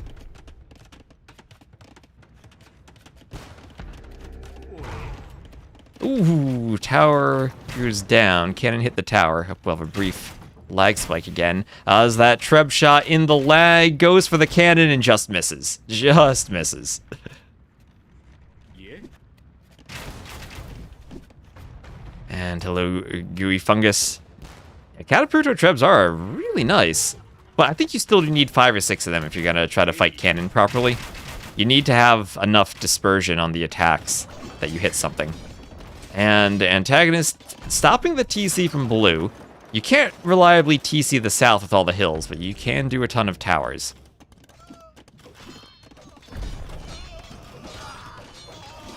One 100 plus mil for red. Yep, 100 plus military. But 58 ARBs. If the ARBs go down, and maybe that's a big if with how many there are, but if they go down, then it's hard to replace them with the lack of gold. They have a wood discount, but no gold discount. And Blue might be tempted simply to throw skirms around until the ARB number dwindles, and then make a swap back into champions. Champions killing some skirms here, and Blue will do another TC in the south. He'll have more fish and zebras there, so won't need to rebuild farms immediately. Might start running out of wood soon. He's chopped most of the wood on the map, and losing the water control means he lost access to the wood lines up there. Although he does have wood lines he's taking on Antagonist's side of the map. And oh my gosh, he was raiding with champions earlier. Now he's getting towers. He has towers in Antagonist space. And he's starting to push. Finally, we're having the big Skirm versus Arb fight he'd been waiting for. And even if he loses the fight, it might still be cost efficient for him to kill the gold unit. Cannon go for that keep. I think the cannon will take it down. But the skirms on the hill will shoot down at the Arbs and do what they can to kill them. Cannon dodging the Treb shots. Dodging the Treb shots still. As some repair bills are hit. And now it's Blue who's down in pop. But with all these towers in his eco, Antagonist also dropping in population. He has 50 vills on food, but they've all now started farming in the middle of the map, and Antagonist still has no control of the south, where Blue has all of the mining. And yeah, down to 27 ARBs. So even if he had a better KD in the fight, losing the ARBs, I think they're going to be harder to replace for him than the army is for Blue. Blue's still at a higher pop. Down in military, overall though with a higher pop, 138 vills to 78. Antagonist will rely on that stockpile, but if there is another round of continuous fighting, it'll be good for Blue with his ability to reinforce. And 1 vill on gold. Let's go. Antagonist found gold. He'll have 200 more gold in that gold mine. That's not all that much. Our Arbs, oh no, the Arbs, they went to scout the south, but they were massacred by the towers. And by the TC, that's the rest of the gold units. He's down to 10 Arbs. Remember when he had 60? I'm sure he remembers that. And he'll call it as Blue is victorious. Just so you know, he did write GG. It was in the game. Both players wrote GG. Capture Age didn't pick it up because it was after the resign. Thank you, Rel Danin, for the follow. And man, that was crazy. That's game number 1. That's a 654 to 611 kills. Eco, much better for Blue. Antagonist almost made it work with that KD with the Koreans. Look at that army count. But couldn't sustain the production after the fights. Dang, GG. Just gotta collect 30% more res to beat the Koreans. Gotta play insanely well and have the Japanese fishing ships to beat the Koreans. And this is still the score from the last set. This one ended right after the previous set. So let me get this updated for game 2. Let me find their drafts. Maps and civs. And I'll take that off. We will do... Who's on the left? Antagonist is on the left. Against blue. And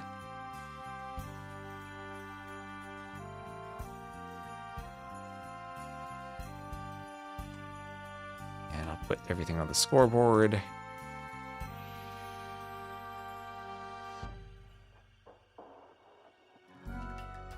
There we are. So it's a win for blue on high tides.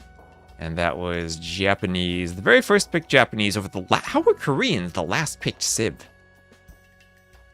Is the Siege Tower nerf that impactful? So we saw the Siege Tower that game, but it certainly did not play the starring role like it did in the Red Bull qualifiers. So hopefully the nerfs are having something of an effect.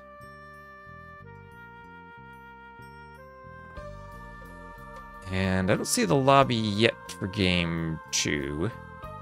It says they're still in the previous game, so maybe one player left without hopping out of the lobby. Either that or I need to refresh the dashboard. Up there in Zimbabwe, yes, I just needed to refresh the dashboard. I'm sure Happy Leaves is hard at work updating it.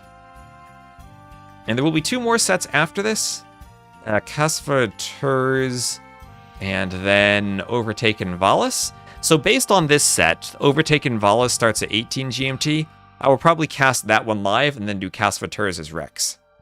And then that way Terz can come and watch too. I know he likes to watch sometimes. Oh, and 7 Polar, you arrived in time today. Siege Tower is still worth the cost with only 5 space? I don't know. Also, thank you everyone for watching. We have, what, 500 viewers on Twitch. We were like plus another 70 or so on YouTube.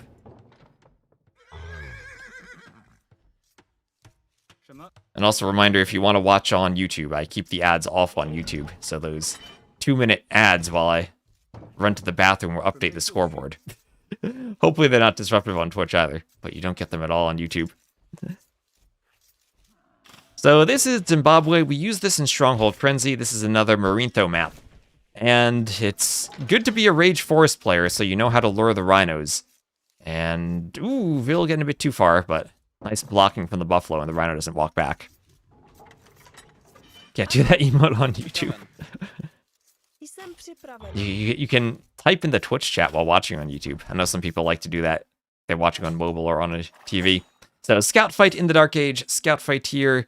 Bohemians and Way, 2 great closed map civs. The start of the map, though, has some action as you're luring in all of the elephants. It's not a boring arena booming Dark Age. It's an active lure the elephants Dark Age. So closed map with a bit of action in the Dark Age. And you do have 2 boars in your base. Maybe we should remove the boars from this map, just really to force the players to come down here for the hunt. YouTube smells? No, Alucard. You're probably used to T90s YouTube. You're used to T90s YouTube. And I know a lot of people probably watching because T90 isn't streaming. But my YouTube doesn't smell. It's not like T90s. We keep it clean. We keep it nice and clean. Say it smells bad. Is that like that dumpster outside the Krusty Krab? Where SpongeBob writes Squidward smells good. I had to watch the Britons game from the VOD last time. It was a fun game. We saw Britain imp archers. I'm hoping we'll see some more Britons on Bypass or other closed maps. They've certainly been falling off to some of the new civs, especially like the Way. Eco bonus for extra vills. They basically get 5 extra vills in Feudal and another 5 in Castle every time they research an eco tech. You'll see them grabbing both shafts, as Dave would say. And then using all 3 of their unique units, the Tiger Cav, the Shenbei Raiders, and the Heavy Hui Guang Cavalry. They fully upgrade them. Said the NT90 hopped on. He wakes up late. He doesn't start streaming until noon.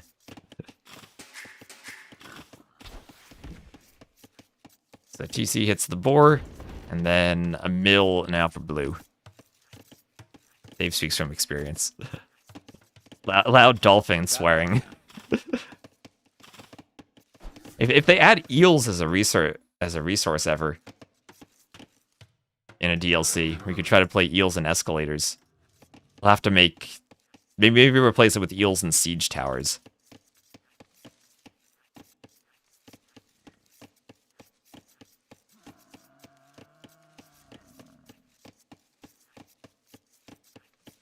Oh, that's the game we can play. Salmon and siege towers.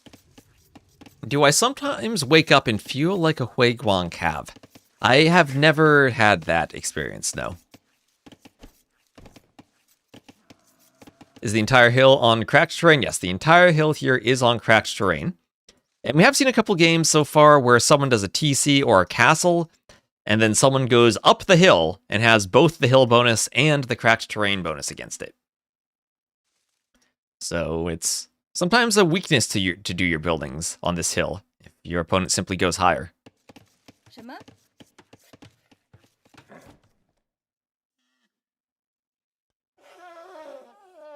So lots of elephants in the south, and blue will be scouting around. Crocodile there. Will it chase the scout? Probably won't, but we'll now have Feudal Age on the way for Antagonist. It's like a salmon ladder, yes. Someone say salmon and siege towers? Yes, salmon the alpaca, we did.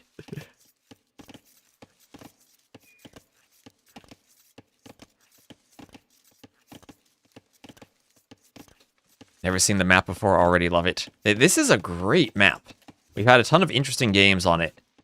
And I'm surprised no one else is trying to lure the elephants. I guess Blue and Antagonist, how much do these players play Rage Forest? I don't think I've seen Blue in the Rage Forest lobbies. Antagonist, I'm not sure of.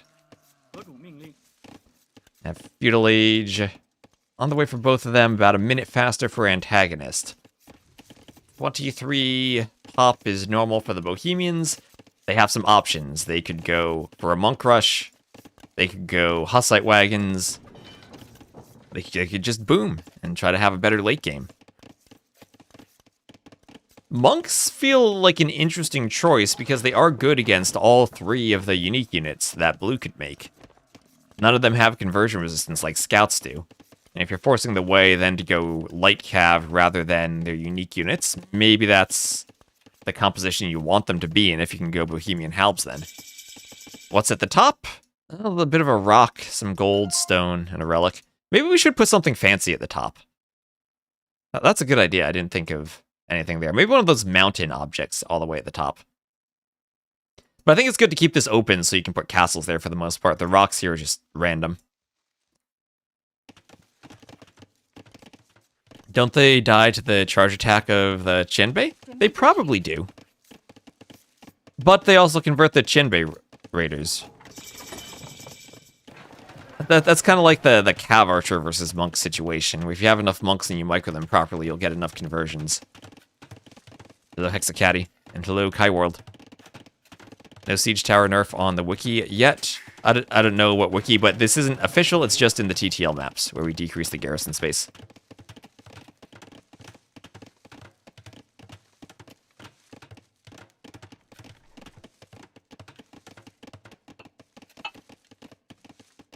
Stronghold Frenzy did finish a while ago, but we're using the same map.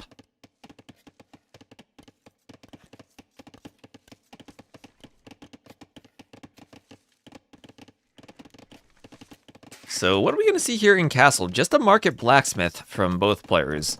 Not playing this arena style with the stable opening for Light Cav. And only 2 on gold for Antagonist, so this doesn't feel like a Monk Rush. He's not on stone, so we won't see Hussite Wagons. No one on gold, actually, for blue. He just sold wood to go up. Didn't do loom. That's an old build.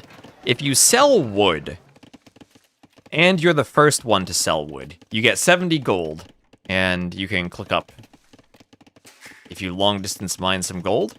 So yeah, he long distance mined 40 gold. He sent 4 vills just to make sure that he wasn't the second player to sell wood and he wouldn't be missing out. I remember watching Chris do that years ago on Black Forest. You'd skip the mining camp, long distance mine, and sell wood. Okay, bring both elephants through the gate. Nicely done from Blue. And we'll have a good castle age eco boost. Won't need to plop down as many farms right away. And we'll start shooting the elephants and take them out under the TC. Nicely done there. Very nicely done. So it looks like we're just going to have a boom.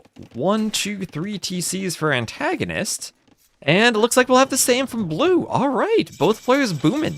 We'll have a good old boom game. Walls and booms. That was, what, Stark's alt account name. Wall and boom.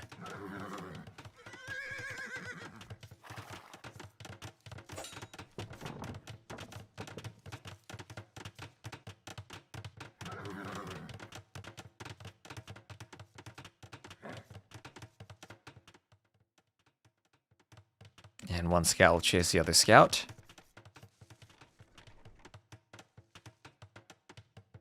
Which civ do we like in the late game? I'm not sure. I'm not sure how these civs interact. And especially on this map where Bohemians maybe getting Halb Siege to hold this hill could be important. Traction Trebs usually not that great against buildings, but if you do manage to use their mobility to get atop the hill and use the crack terrain to your advantage, that could be nice for them. Bohemian Halbs versus Hui Cav gonna be interesting. Yeah, Bohemian Halbs against the Tiger Cav and against the Huiguang Cav should be good. That is a mining camp, far away from the stone. Bit of a misclick there from Blue. That's what happens. T90 goes live and forces of nature just compel players to start misplacing their eco buildings. Farms a tile off, mining camps a tile off. All his fault, I'm sure.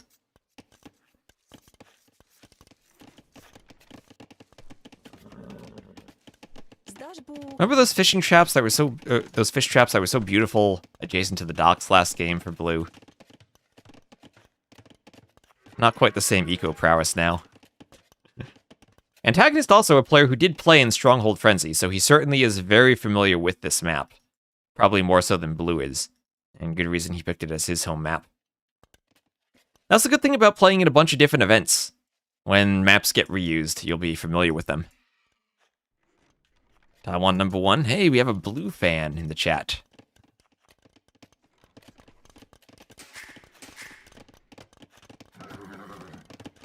And we'll look at his scouting, and he'll see the extra TCs. So Blue is clued in as to what Antagonist is up to.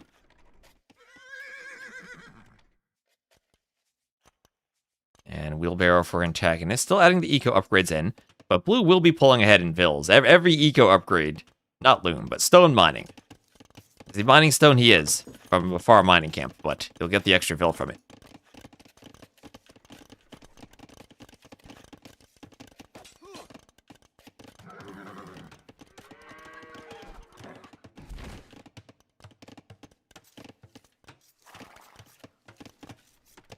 And we'll have Fervor and Wheelbarrow for Antagonist. Fervor, Bohemians. Oh, speed upgrades. Now the vills will be extra speedy all of a sudden. Fervor comes in for the speed boost. Wheelbarrow gonna come in for the speed boost. Oh, now they're at 1.01 speed. Now he just needs handcart. And those vills will be zooming around. Doesn't work like Arena. Sometimes you see that, players trying to grab the relics early. The relics are in pretty fixed locations. There's usually one to the southwest, one to the northeast, and then there is one relic in each corner.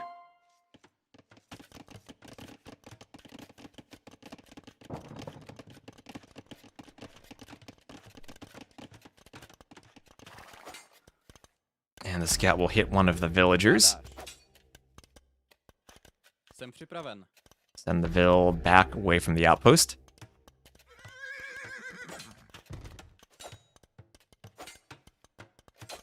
And also no one going for all the hunt down here. Another map where Mongols could be incredibly good with all the hunt. The Mongols not really a good arena civ. It takes a bit too long for them to reach their full late game Mangudai Hussar drill siege stage, usually. And the Mangudai aren't nearly as good in the Castle Age. But on this map with all the extra hunt, they can get a good early game advantage for the boom. I think Doubt had played them in Stronghold Frenzy at one point. Ended up losing a long game to the Bohemians, though.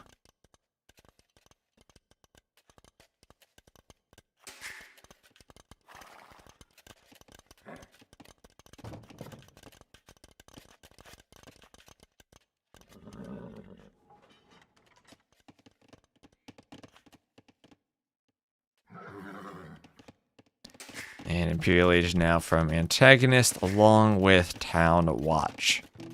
We'll have a University on the way for Blue, as Blue will be scouted, but he is going to claim the hill. And with that stone, going for a castle drop, Antagonist immediately, as he's up to Imp, says, I'm gonna drop a castle first, and Blue will go and do a castle right next to it. And thank you, Cloudfly, for the follow. This will be a good castle fight. And oh, Antagonist blocking the castle spot with a scout. Blue will turn around and get blocked again. Oh, that scout being extra annoying. Blue finally gets the castle started. And he's not up to Imp yet, though. It'll be Trebs for Antagonist once he's up, and with Chemistry also Bombard Cannon immediately. Blue, though, will have to go for Traction Trebs. And maybe the hill and the cracked terrain will be enough for him to push the castle. But he's going to be much slower to Imp, around over 90 seconds, almost 2 minutes slower. Blue being Cyan is... Well, originally Antagonist picked Blue, so I figured I'd at least put him in the red, and Cyan's close enough to Blue.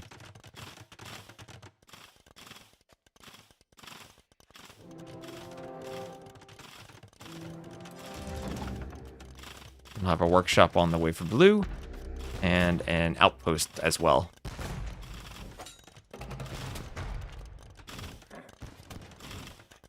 Scout has to run, and the Tiger Calf pops out of the castle. He'll try to get a hit on that Hussite wagon.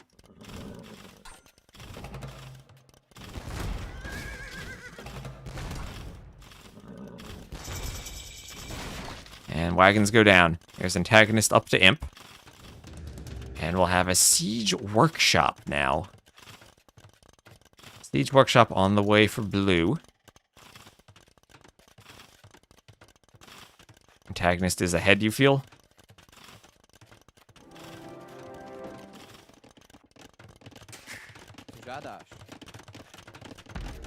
And ooh, look at that, Watchtower. Watchtower on the way for Antagonist. That's a sneaky tower. That'll hit a good bit of the wood line by that TC. Alright. I like that, using this Dragon Forest with all the little bits of holes in it to get a nice tower. But the Treb and the cannon, while downhill, still have the cracked terrain bonus. So that's multiply the attack by 0.75, and then multiply it again by 1.2. So someone pull out your calculator. What's 0.75 times 1.2? As the Tiger Cav, with their Pierce Armor, go to try to pick off the siege, but some halbs and monks are there to defend. 0.9. Alright, so it's only a 10% penalty then for being downhill. Yeah, 1.2 times 0.75.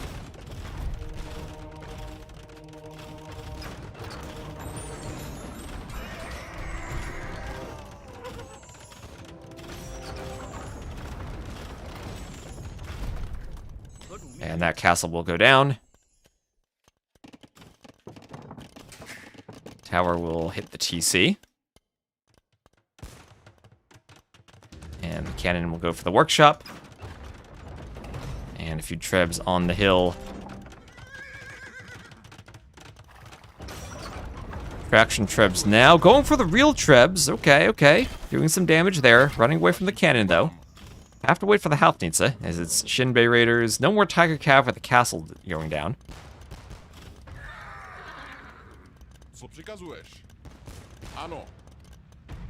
Need to repair siege. Yep.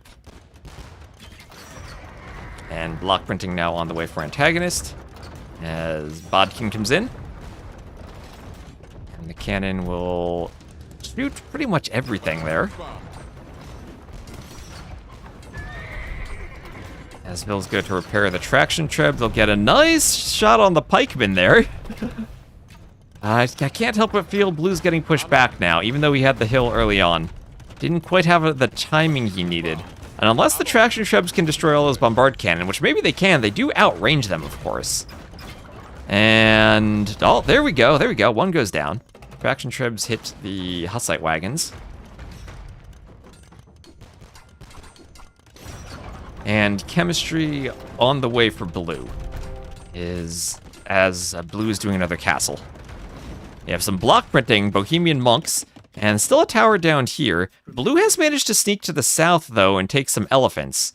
He will take the elephants and do some outposts. He sees that Antagonist is not over here. Antagonist may be looking for that relic in the corner, but still no vision of the south. Maybe that gives Blue a chance to sneak out and reestablish some economy. I feel like it has to be full Shenbei Raider, though, against Bohemian Halbs. Hussite wagons, maybe something of a counter to that. But I think he needs to get more Shenbei Raider numbers up, and quickly. Traction trebs on the way still. If he gets enough traction trebs, maybe he can fight even Halfnitze. And the scary thing about the trebs is they do, of course, have 14 range. And the way don't have siege engineers now. They're cheap. The bombard cannon with 12 range, they can get up to siege engineers for 13 range. The Halfnitze does not actually give them more range. Oh, I realized. I can right-click and dismiss the tooltip on Capture Age. Oh, such power. Next time I see it stuck in the top of the screen when it doesn't dismiss properly, I'll right-click. That does happen rarely.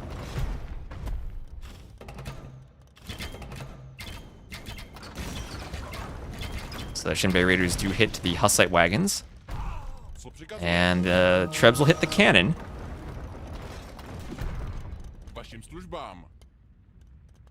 And we'll have conscription on the way for Blue, conscription on the way for Antagonist. As the trebs come forward and the wagons have to pull back slightly. Ooh, that's a risky castle if the trebs see it right away. Oh, and he starts it as the trebs are retreating, though. Although they could hit the foundation.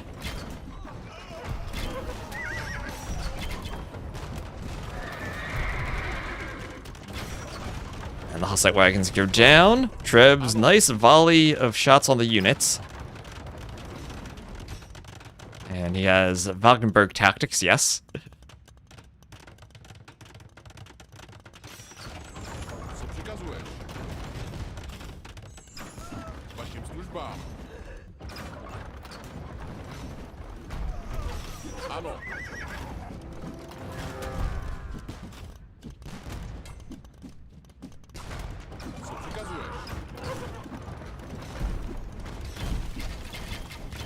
And trebs there, going down. Ooh, the cannon managed to dodge. Those traction trebs hiding behind that rock. Grouping up behind the rock. Oh, that rock is very, very dangerous for the trebs to get stuck behind. Trebs, you'd maybe get a volley on those skirms. They'll push the cannon away. Cannon go down, but then all the trebs go down. Okay, they were stuck behind that rock for way too long. Oof, that was a good cannon shot on the trebs. And now one more treb, that should go down. And that will stop the push for the moment. One Vil repairing that castle, it's a brave Vil. And Shenbei Raiders themselves not able to deal with all the Hussite wagons. A couple of Tiger Cav though. As the wagon numbers increase, this fight becomes more difficult for Blue. And now that'll be Mingguang armor for him, extra melee armor. There's not a single melee unit out here though. So that might not help too much. But Blue will head down for another castle. And Blue doing some houses just to annoy Antagonist. Maybe Blue could do some stables out here and try to start raiding. He will have access to Hussars with extra melee armor. They missed the final Pierce armor, but lots of melee armor for them if he wants to start raiding Antagonist Eco.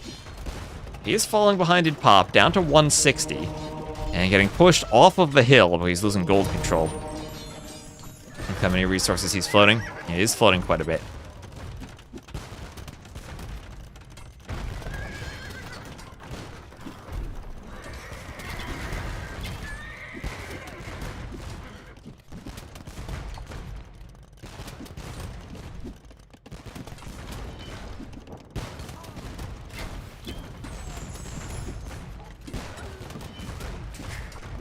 Cannon hitting the TC.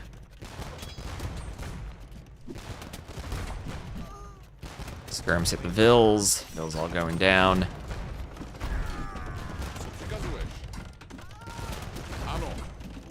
As the cannon come forward, they will besiege the castle. And we'll get good Jinbei Raider shots on the Hussite wagons. Cannon going down to the Jinbei Raider. That's a lot of monks and a lot of skirms. And against all this trash army, hussars, pikes, skirms, Blue can't really fight. He doesn't have the eco to fight it. Antagonist has the eco to keep spamming. He's up to 200 pop, staying at 200 pop. And Antagonist, nothing down here for any type of rating. Armor now for the Cav, the melee Cav, forging on the way.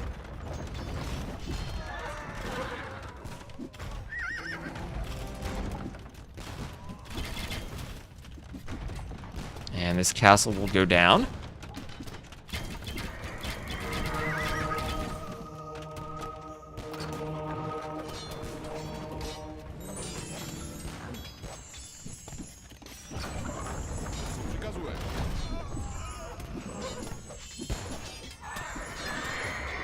Oh, nice shots on the Jinbei Raiders. Oh, very nice shots on the Jinbei Raiders. And they're trying to pick off the cannon, but so far so good for Antagonist in his defense. He now has the hill. And that tower cleaned by a castle finally in the south. Blue has all of the control to the south-southwest. He's trying to hold with more castles. But he is dropping in population and getting pushed.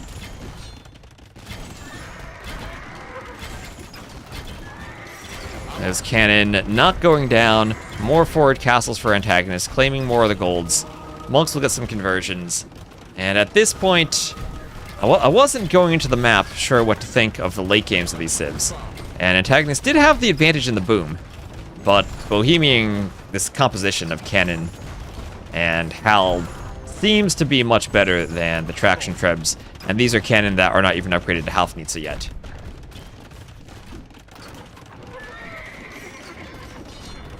He still can look now that Antagonist is at 200 pop and starting to float a bit if he's able to afford that Halfnitze upgrade.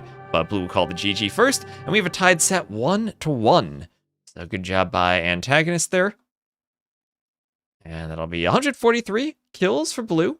More kills for him. Eco-wise, pretty similar. And as far as technology is concerned, that's a 90-second difference there to the Imperial Age. Faster for Antagonist, letting him win that early Treb War, and giving him the boost he needed to hold on. Oh, fellow TTL addicts, yeah, GG. Played the civs very well. And the way, as good as their eco is, weren't quite able to hold on there.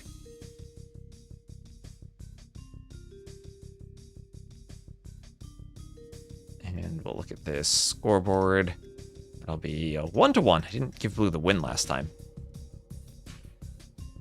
And that'll be Bohemians over Wei on the home map of Antagonist Zimbabwe. And that leaves African River for game number 3. So again, I think T90 is probably live to cast Terz's set then. So I think we'll just jump straight into Overtaken versus Valis at 18 GMT. That's about 43 minutes from now, so that gives us time for maybe one game and a short break. Do I know if they will have an Organist? I do not, Jimbox. I have no idea. Hello, Volth.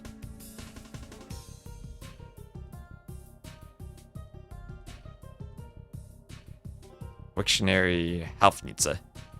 Do you enjoy the Halfnitze?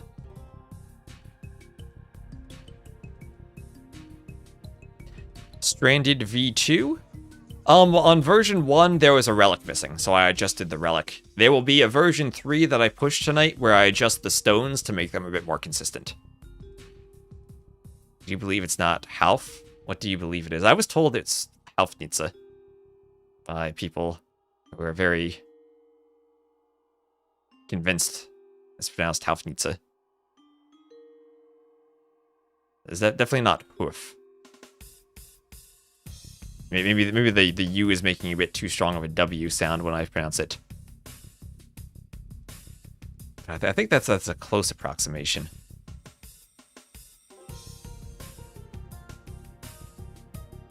You remember people telling them it's more hoof?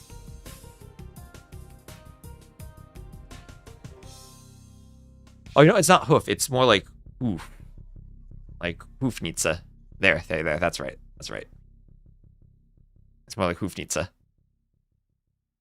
Yeah, like that.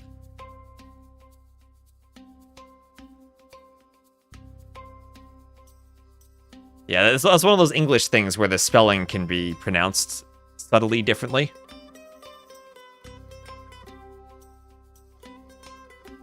And let's see. Get into this final game on African River. V2. There'll also be a V3 of this map tonight, where I change it so that we have the actual lions instead of tigers. I fixed that, I just need to push it. And here we are. Blue once more will be to the west as the cyan color. He'll be playing as the Armenians. And Antagonist will be to the east. He will be playing as the Red Romans. So do you like men-at-arms versus longswords? We might see that on this map. Lots of fish, lots of food, and maybe lots of laming as Blue comes forward to steal a buffalo. Will he take that rhino? Will he take the rhino? Ooh, Blue, he's there. It's tempting. Tempting for him, definitely. Taught us it's yikes for the Romans. As long as you get your eco set up for the longswords, I do prefer the longswords.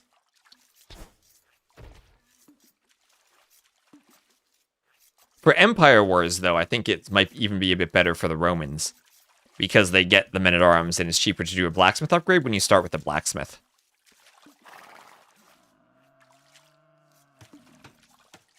Armenians can punch the Romans. Drawing a dragon on your flag must be cool. Drawing a dragon anywhere is pretty cool.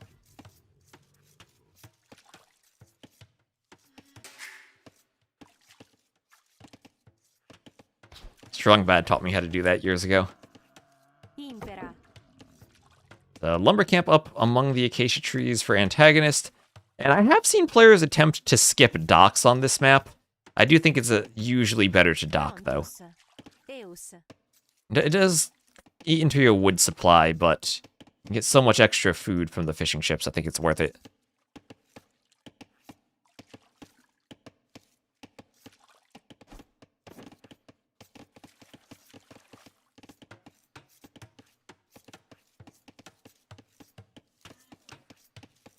And the scout pushing in the zebra.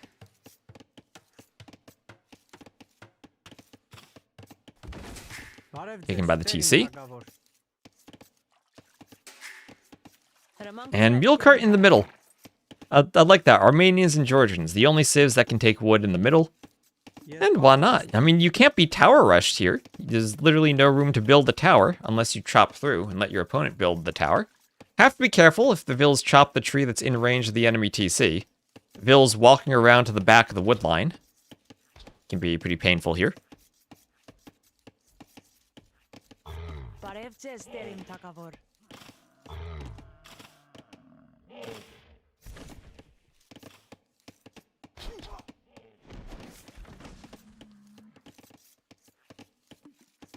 Eus.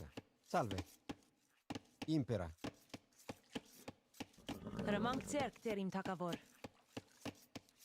Frontus. And, okay, what's Blue gonna do? He has Loom, and he has a hill advantage. And it's going to be a Vil fight here. Alright, Vil coming forward to fight.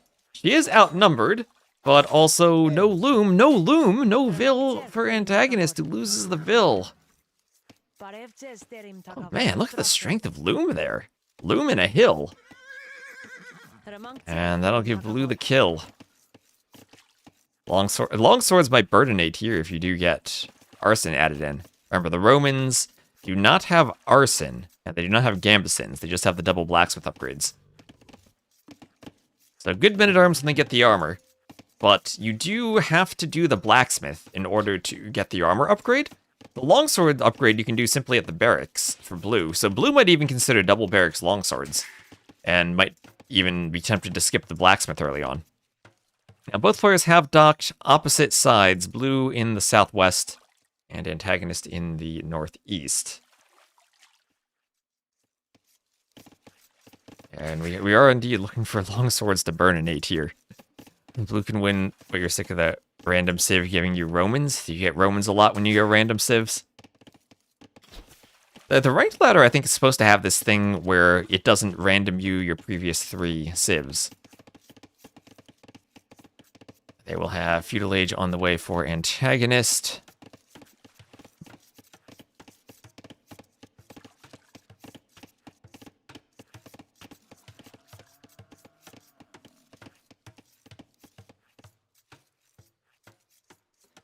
And Vils will go over to the wood line.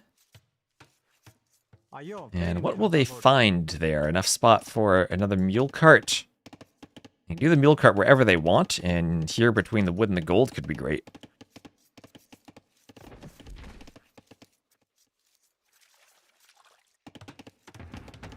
Barracks and a house on the outside.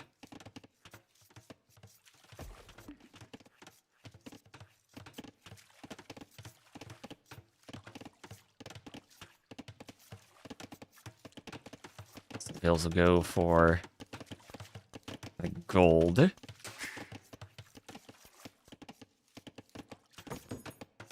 And do a mining camp on the gold.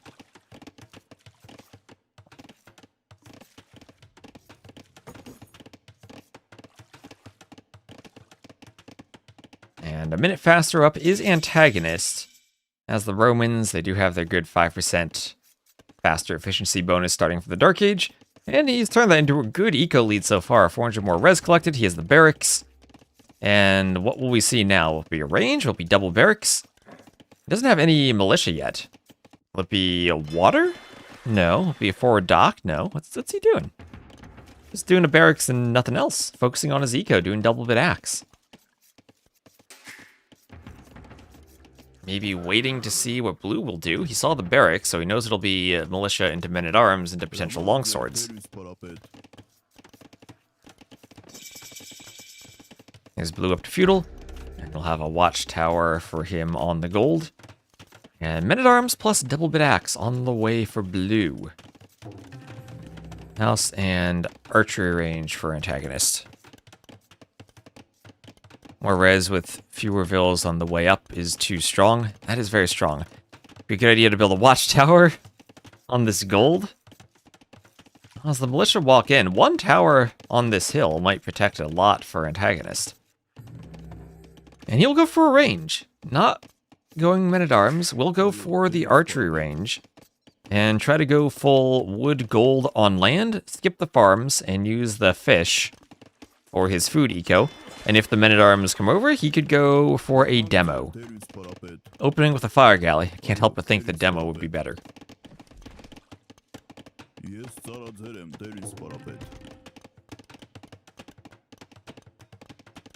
So there is a nice palisade. Trying to trap the men-at-arms. A couple more houses on the way up. Have to be careful that you don't have too many vills in the TC here. And there is the longswordsman upgrade for blue. He is committing to the feudal longswords. And also committing to a second dock, and unfortunately for AntagonisT, wasn't patrolling. And did miss seeing the dock. We'll send the fire forward to the first dock, though. And blue housed for a moment, unable to get his fire out. Production not starting.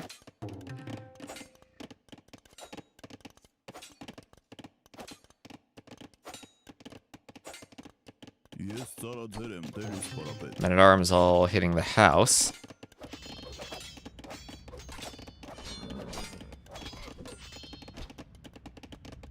Archers come over, hit the scout. Salve.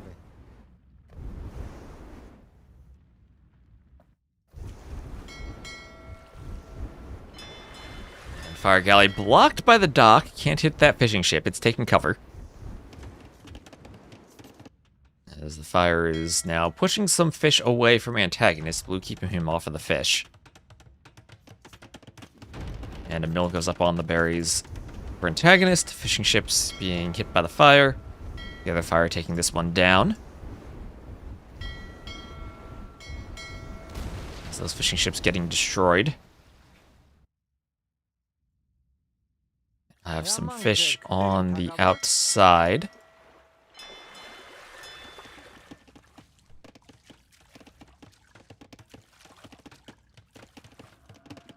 Some reeds chopped by the Vills. A blacksmith goes up. Another house going up for blue. And meal cart there being created by blue. We'll have a market on the way up for AntagonisT.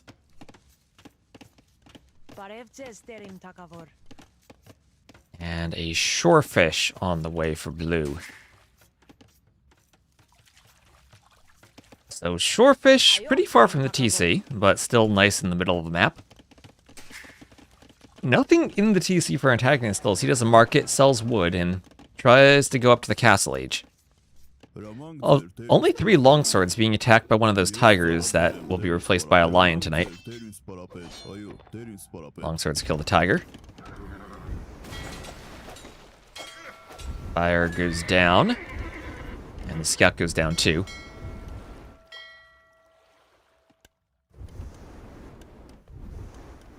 Oh, demo? Nice demo.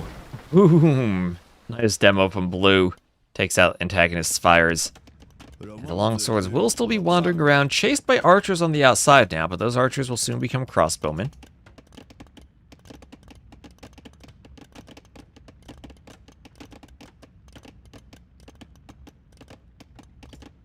Why do you replace the tiger? Because there are no tigers in Africa.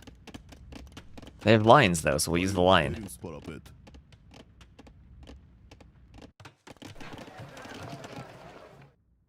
That's what chat told me.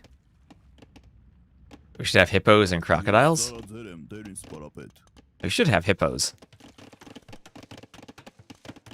We don't have predators on the inside of the map, but we could use crocodiles if we wanted to. So these archers are about to become crossbows. They'll try to get the timing advantage. You want to have your army forward and ready to do damage as soon as crossbow and bodkin come in. Oh, and AntagonisT. He's going to take advantage of the fact that the TC does not have Vills garrisoned in it. And blue will have to quick wall there. Reacts with the Vill in time. Was ready to garrison all the berry Vills. But this is the danger on a lot of water maps. You're relying on your fish, so your TC doesn't stay safe. And oh, the forward Vill from AntagonisT, killed by the longswords. The longsword upgrade paying off. He wanted a workshop to continue additional pressure beyond the crossbows.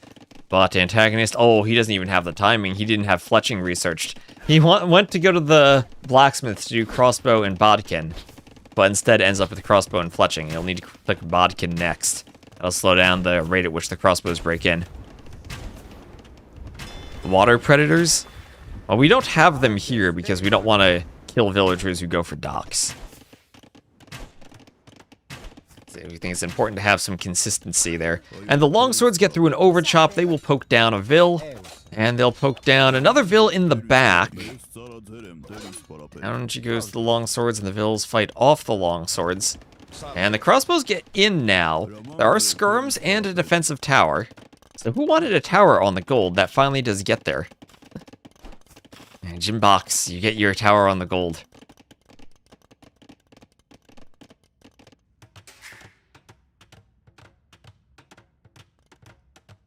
Town center now for AntagonisT. As crossbows run through the wood line, they'll push some Vills onto the stone. And maybe be able to navigate the trees to go around, but this is pretty well walled from blue. Has to do another tower, but he will find his way up to the castle age, and this will be a second TC forward for AntagonisT on the gold, being a pretty aggressive TC. Has to be careful, I think it is on the cracked terrain, but he will do a workshop as well as the TC.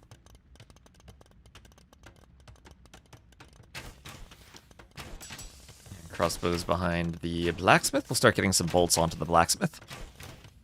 I think he meant sharks. No sharks, but we are getting whales, apparently. I don't think the whales fight back, though. So we'll look for a ram or a mangonel from AntagonisT. I honestly wouldn't mind the ram for pushing the blacksmith. Second TC for blue, a bit behind the timing though from AntagonisT. About 1k more res collected so far for blue.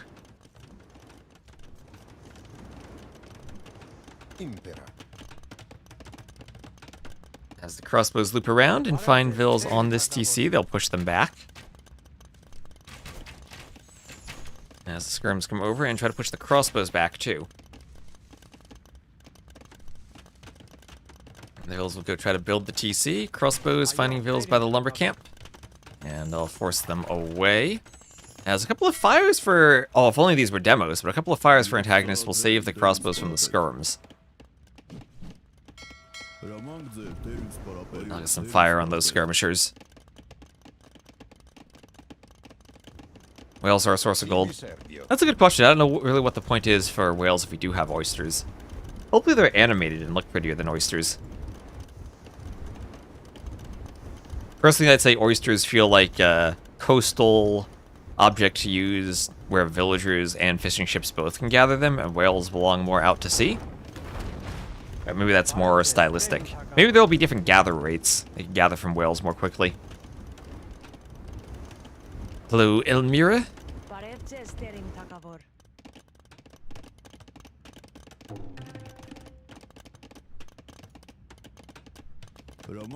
Now elite skirms will fight the vills by the mining camp. Salve.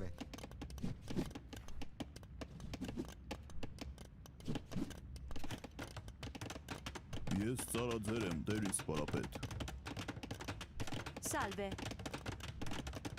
Prontus. Skirms hit vills. Vills go down.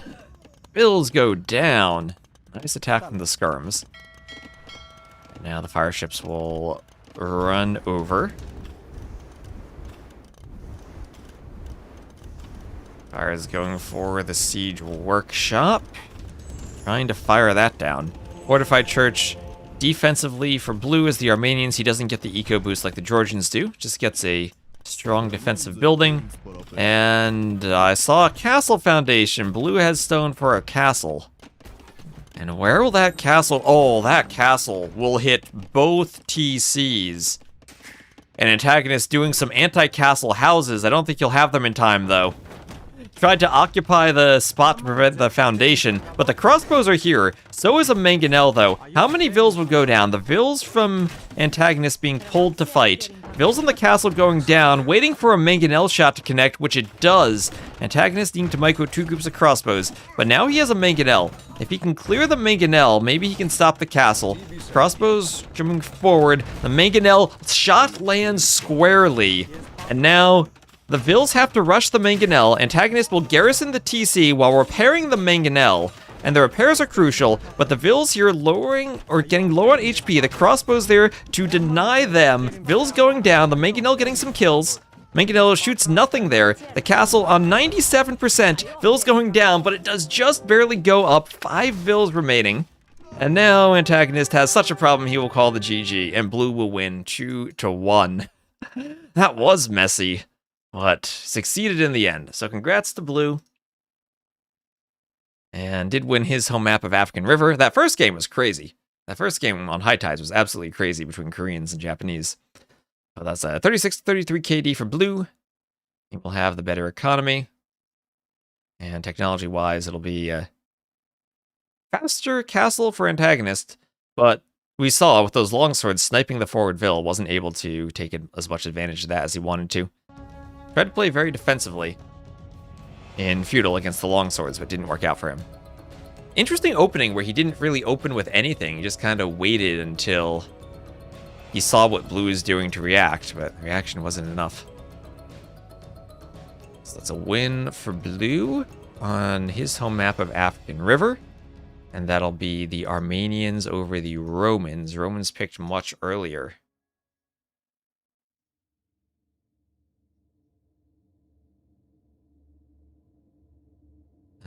No random Discord DM. Sending me a friend request asking to show their artwork. No. No, thank you for the spam. Been getting extra spam on Discord recently. So let's check out Wikipedia. And we'll see the results of this set. I'll have to find or click any of these. It gives me the Wikipedia link. There we go. And we'll look at the standings now. So, spoiler alert, we're going to see the standings. We have gold sets. We'll move on to casting now. So this will be... Where was this? Antagonist Group A. A very talented group. Baba Orum, Goku, Target, Antagonist, Blue, and Niaz. This was round number 3, where Blue wins 2-1 over Antagonist. And Ornlu, thank you very much for the raid. We're looking at the standings, so spoiler alert for TTL. Thank you very much, Ornlu. Allergy Gratty. And what about... What are the Nilly emotes for, Gymbox?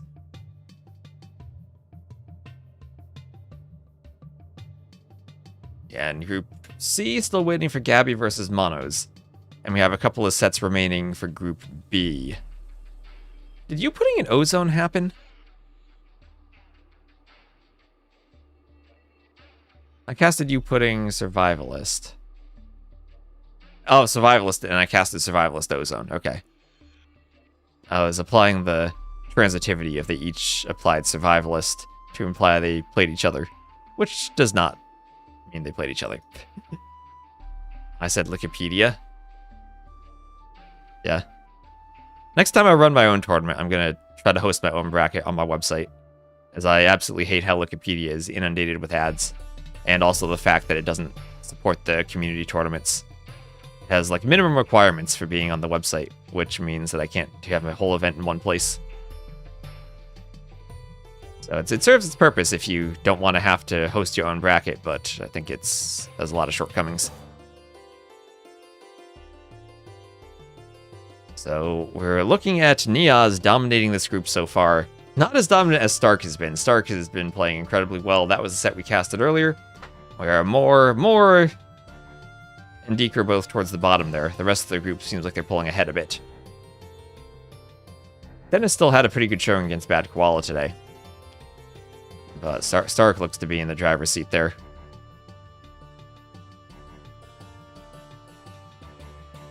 West AoE. I need to redo the website soon. It's kind of...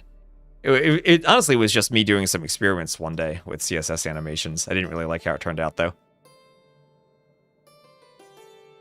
I think the performance isn't up to the standards I want. Anyway, we are going to take a quick break, and it'll be 20 minutes now until the next set, and we will do... Swap the logo over to gold. It'll be Overtaken versus Valis. I'm guessing Valis will be the higher seed there. This will be in gold. Let me tell Capture Age that it's gold too. Get my gold logo on. Make sure we're ready for that. Good. And we'll take a quick break until that gets started. Let me double check the dashboard again. What group is that in? There you go. So that should start shortly. I'm going to take a quick break myself and get another coffee. And we'll be back shortly with the next set. Let me update all of my titles too. Get the ads out of the way. And then we'll get going.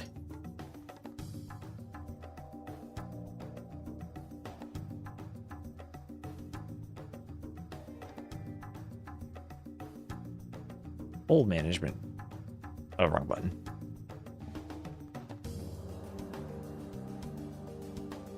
Valis versus Overtaken.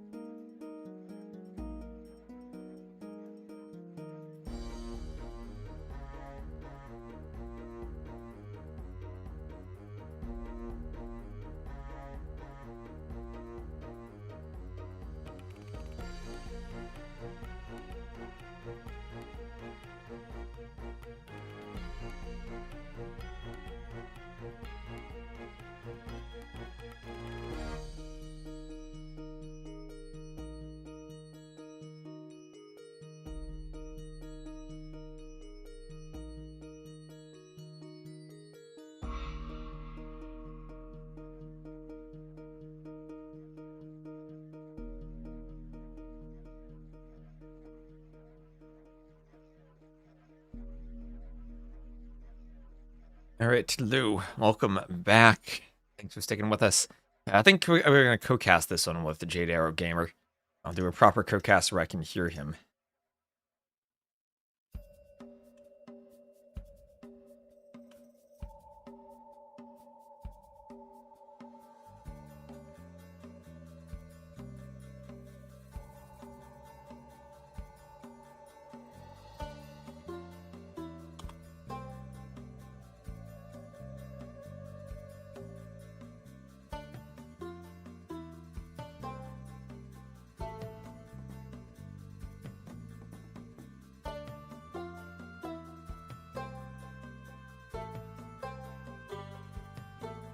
Alright, so let's see. We have draft. Let's see drafts right now. I don't know if they're going to wait for the Terz set to finish, but I'm going to want to cast all the Terz games right from the start. I'm not going to miss Terz. So we'll do the Terz's set as Rex once we're done with this one. And that way we'll have everything covered. And after that, maybe I'll stream some map scripting. I do want to fix up some maps, so maybe I'll do a couple of tweaks on the stream. I can show off the hacks that I came up with for filling in gaps on Monocle. Or for adding my own gaps for mills. Amateur Stagma, that's a good one. That's a good Prostagma pun.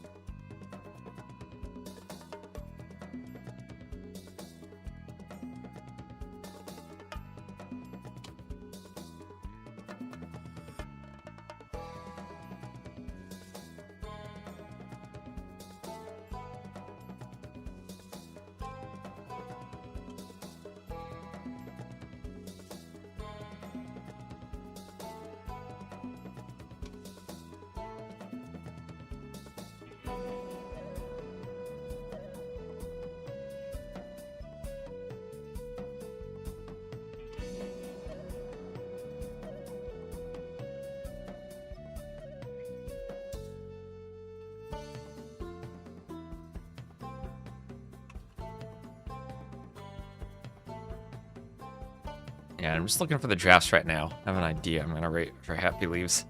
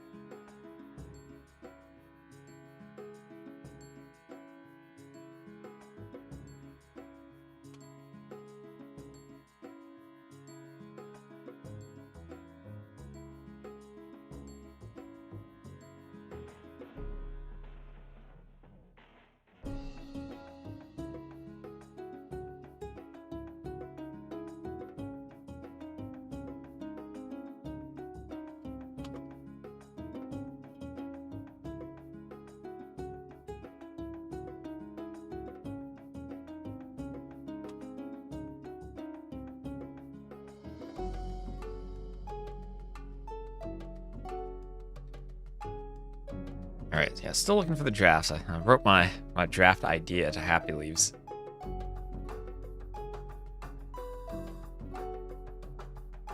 If you don't know what to open with, just make skirms. They counter everything. Skirms do counter Overtaken. I also need to update my title. This is TTL Gold on YouTube. Not silver, it's gold. Then after this, our final will be Terz versus... And who's Terz facing right now? Kasva.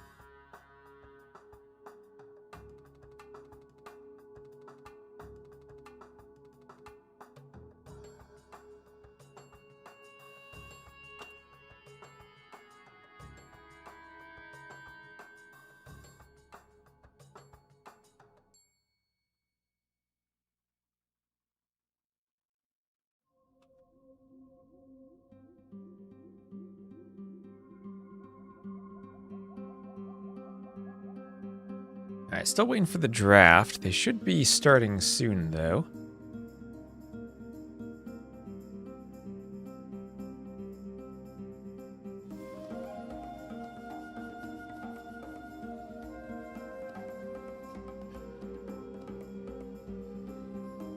Leave my streaming voice chat if this will still be a bit.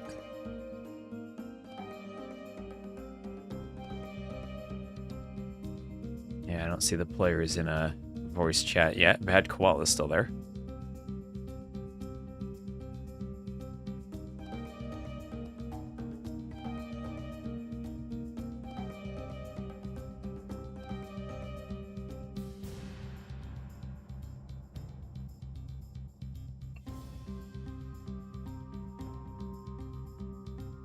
And let's check out the gold standings while we're just waiting for them to get started then. The Terz set will be live now. So, let's see. Am I going to spoil my set if I look at this? I am going to spoil my set if I look at this. Let's not check out the standings then. Don't want to spoil myself for Terz. I can look at this group, actually, though. Overtaken, Valis. Valis and Valessa in the same group. Both of them did lose their first round, but Overtaken lost 0-3. Valis split 1 and 2. So they're towards the bottom of the standings right now. Oh, it got rescheduled for tomorrow at 18 GMT. Okay. Oh. Okay.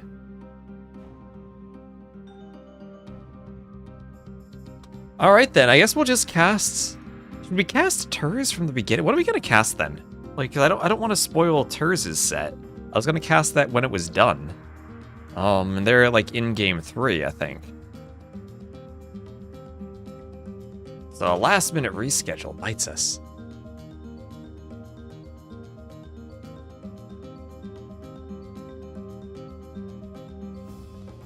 The Kasva Terz is in a set right now. They're in game. We could cast it out of order.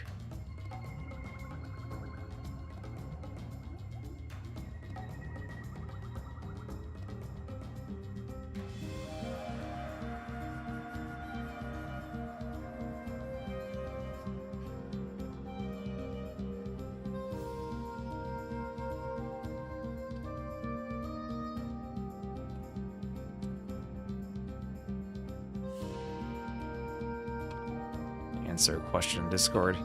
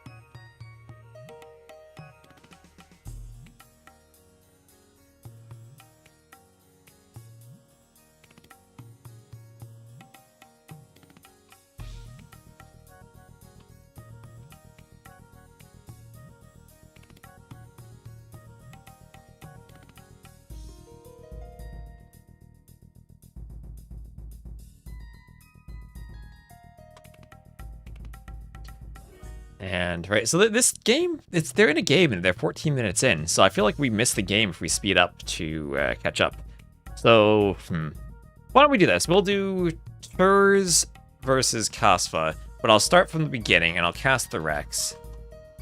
I'll start all the way from the beginning. And then, let me update my YouTube title then. Yeah, we'll do Kasva Terz, so what happened was Valis versus Overtaking got rescheduled, last minute rescheduling. So I'll just update my YouTube and remove the tags. I don't know if search tags really do anything anymore, but I add them to the video regardless. So this will be Kasva versus Terz then, and we will start from the beginning. Kasva versus Terz. I will grab the drafts. Where are they? Here. Game TTL details Kasva Terz.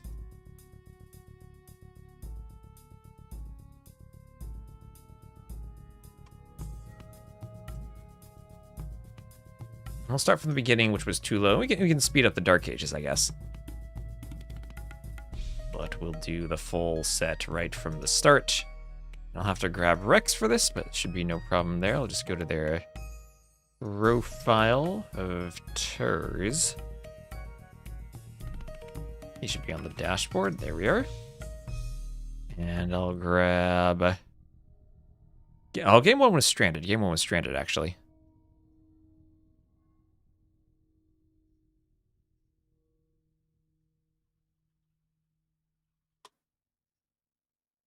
And then game 2 will be too low.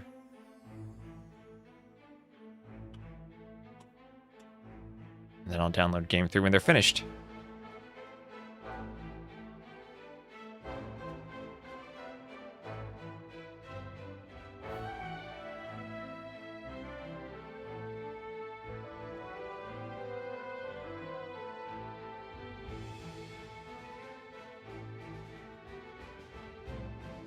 And let me just make sure I have the ad counter reset before I do this. Not going to jump into a game or speed into it without the ads reset. So we'll just reset that, and then we'll do Terz, Kasva. And sorry for the delay, but the last-minute rescheduling did throw us off a bit. But that's okay. Players can reschedule during the group stage just fine. And so it'll be, I guess, maps will be Stranded, then Slopes the home map for Kasva, and Tulo the home map for Terz. So we'll start game 1 on Stranded in just a minute.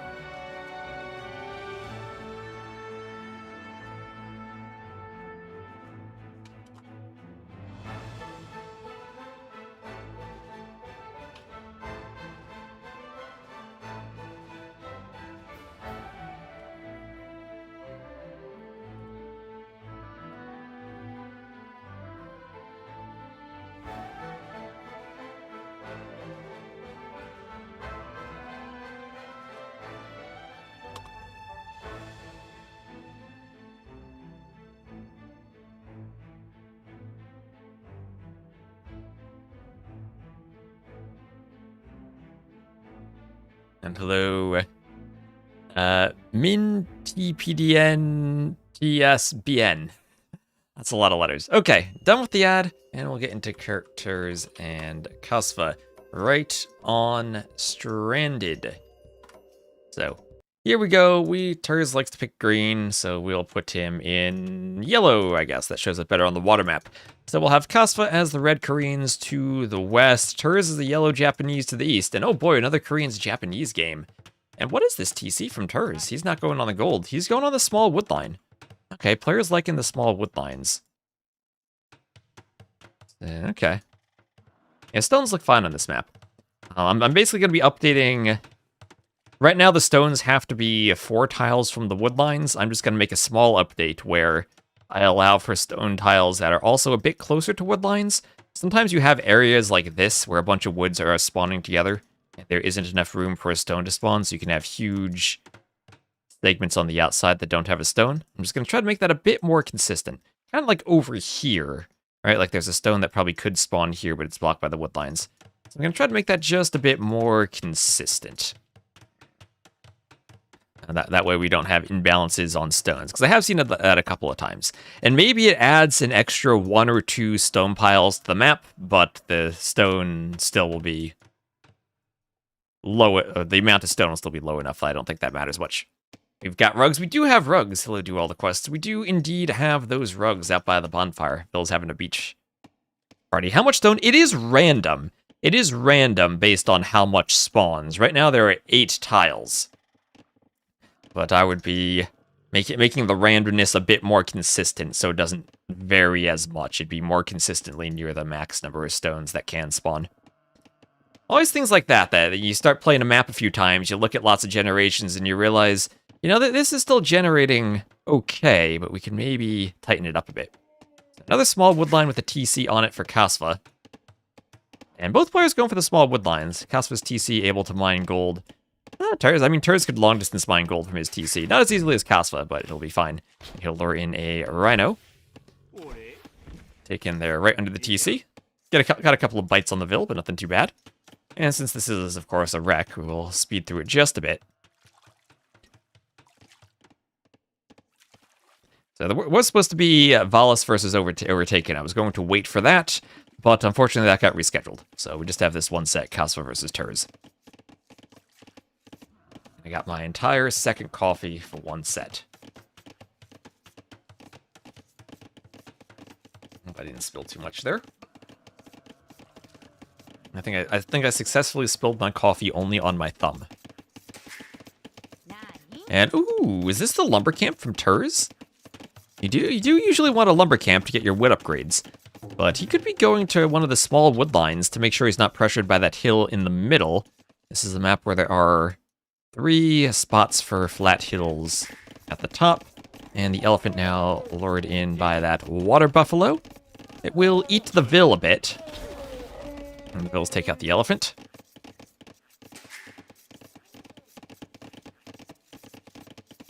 Oh, let me... Did I edit my title? I think I left that we're co-casting with Jade, even though we're not.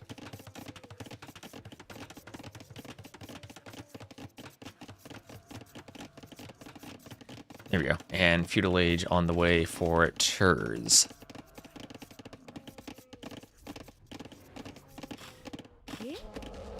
Elephant hunted by the Vils. Nicely done. And dock for Kasva. We'll have Feudal Age there for Kasva.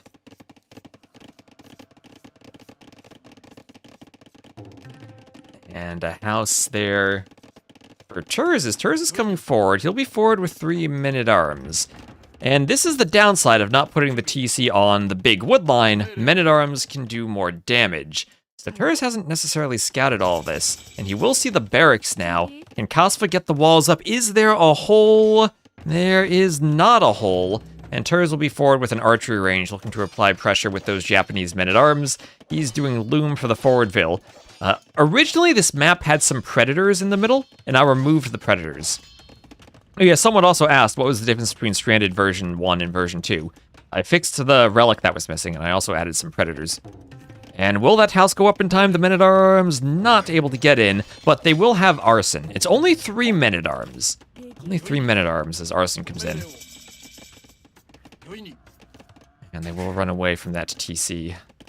Go Terz. Maesty! Hello, Maesty. So Terz and Kasva, as I said, Valis Overtaking got rescheduled. And I'm just casting the Rex of Terz and Kasva. This started in the middle of Antagonist versus Blue, so I'm just going back to the beginning to cover the whole set. These men-at-arms will run around. They'll find some deer to the south. That veil will go back and forth and then have to do a palisade wall. The men-at-arms won't quite be able to get in. Palisade does go up. And there will be a watchtower. A watchtower for Terz as an archer comes forward and hits the house. Defensive tower from Kasva.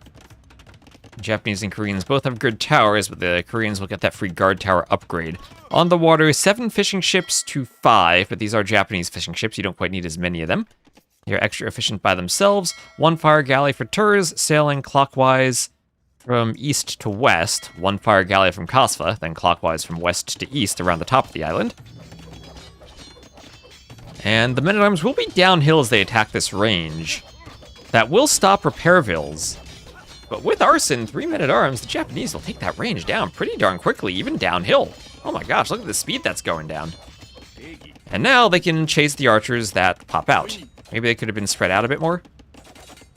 But nicely done from Terz to hit that range, and we'll have double bit axe on the way for Terz, as he's trying to repair that forward tower, but nice gate to keep the archers away. Terz does not have fletching for his archers, so he won't be too threatening to the vills, and his vill will pull back. So that tower stopped. Nice vill rush from Kasva, who doesn't lose a vill. And Kasva up in res collected, and the fire galleys will pass each other. Looks like Terz was not patrolling and Kasva was. And we have a Kasva fan in the chat. Welcome in. Now, Kasva, a player who grinded during Red Bull, he played over 500 games. I don't know how much practice he had for TTL during that time, as he was grinding the Red Bull ladder. In the Gold League, Kasva and Cosmonaut, the top 2 players from Turkey at the moment. I'm not sure if there's a 3rd player close to them. I'm forgetting if there's anyone else near their level, but those 2 are, I think, pretty clearly the best.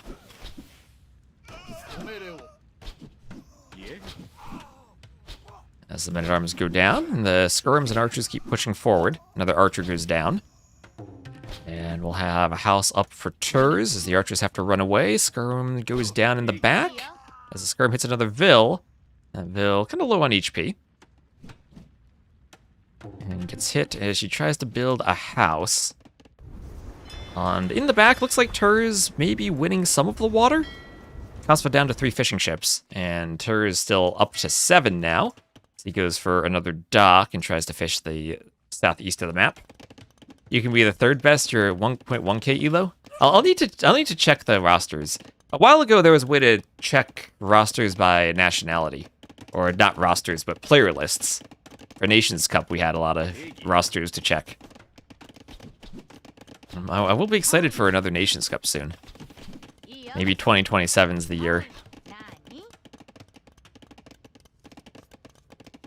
Another house there for Terz. These vills will have to run off of the wood line.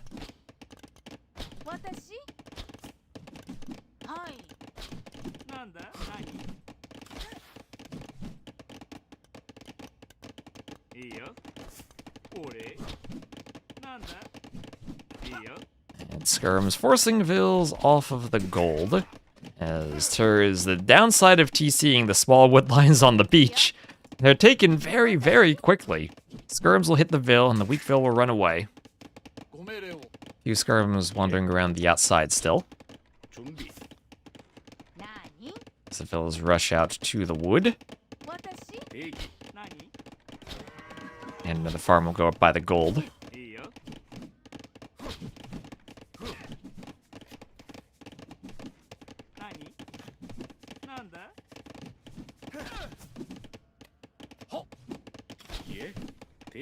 Skirms fighting the other skirms as the scout runs back and forth.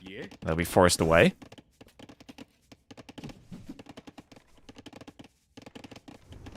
Our son. I like that. I like that.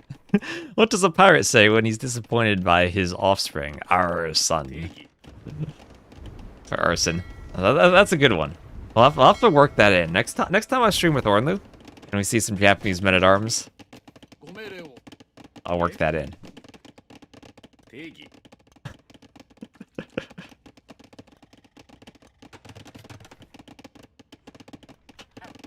I like that way too much. Maybe CA into GG, how will he get the food to click up? Japanese fishing ships, he still has fish on the water. He has a lot of skirms and scouts, though. Men-at-arms into skirms into scouts means you're taxing your food eco. And he does have farms, but Kasva indeed up much faster. He doesn't have any farms, but then the Koreans can go Fire Lancers, crossbow, and they don't actually need food. Siege towers don't cost food. Could block the fire with his fish if he really wanted to, but Terz will get away.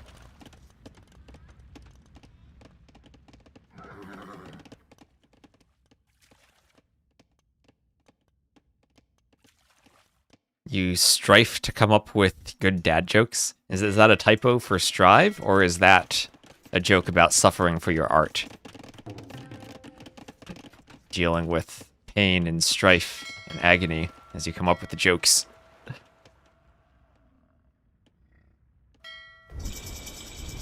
So Kasva up to the castle age. And we'll have skirms from Terz about to take a fight. This might not be a pretty fight, though. Kasva up, and archers hit by the skirm as soon as crossbow comes in, though. The feudal skirms will lose a lot of their presence, especially with the lack of the first armor.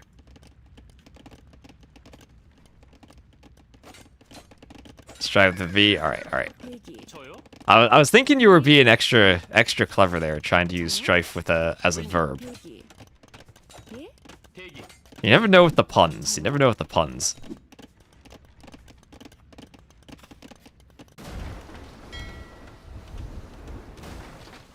That's when you gotta go all in, be like, yep, that's exactly what I meant. That's not a typo at all. That's fully intended. Fully 100% intended. Alright, here's a couple of buffaloes. Stolen by Kasva. And it's probably not going to matter too much, but considering he hasn't added that many farms yet, buffaloes could still be nice. You could move them to your second TC locations if you do go for a second TC. And Terz still just have those 6 Japanese fishing ships on the water, and they still are pretty efficient for him. He moved his dock, and the second dock still has a good fish there. So he still has decent food eco, and if he can hold for a bit longer, with a market wall and a tower... Oh, nice dodges. You see that? He builds and dances and builds and moves and builds and runs. And that bill keeping everything out. Oh, the tower is finished, though, and everyone will go to build the market. Now with the tower, this was maybe an opportunity to wall over here. Use the tower to defend the gold. Get a second layer of walls up. Now you're just buying time. You're buying time for the skirms. And what did the skirms do? They found the forward bills. Kasva actually had hoped that Terz would have been chasing his army with the skirms. Instead, the forward bills are found, and 2 of them go down. Nice pick off from Terz. And now he has to do another tower. Alright, another tower is kind of the same thing as the walling. And doing a house and trying to get the houses up.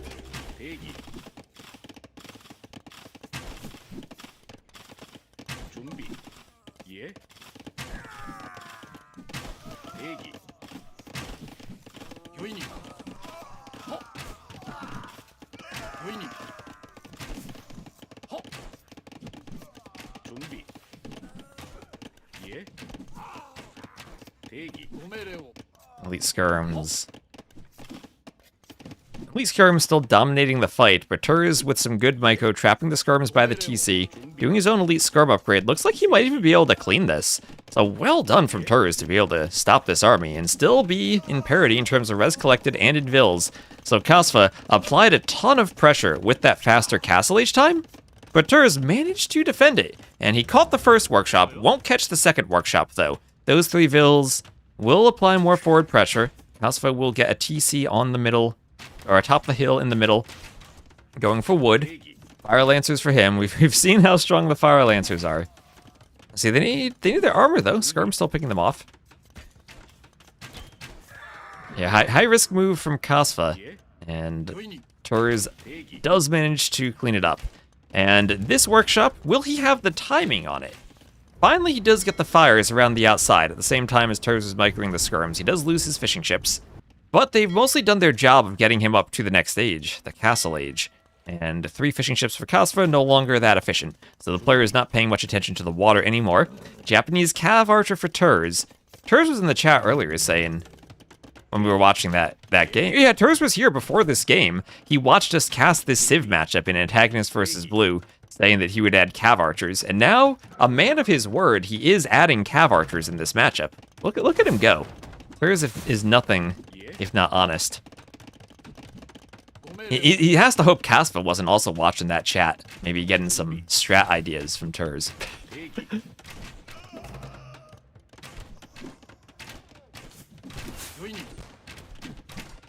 Rocket cart misses, but now more keeps creep their way, or guard towers creep their way forward. As the Bills will be pushed away from the wood, as the Mangonel will loop around. Hill bonus still there for Kasva. What makes Stranded so interesting is there is a big hill in the middle. But, oh, it's the rocket cart. There are no resources on the hill. You can control the hill, but you won't control anything other than wood. And there is enough wood on the outside with those small wood lines that it works out. You control the gold, but you can split up on the gold enough. There's another nice oh, rocket carts on the skirms. But all of a sudden, Terz has lost everything. Oh, wait. He's getting some revenge with his own Mangonel. Clears that rocket cart on 2 HP. The skirm takes it off. Okay, now Kasva's lost everything. Remember, like a minute ago, both of these players had armies? Now they don't anymore. That'll buy Terz some breathing room, but he's only on 1 TC compared to Kasva's 3. So, all in all, that might just delay the inevitable at this point if Terz can't get more eco rolling. How did Valos Overtaken go? That got rescheduled. So I was waiting to cast that, because there was going to be some overlap with Kasva Terz, but that got rescheduled at the last minute. So we're just going through the Rex of Kasva Terz.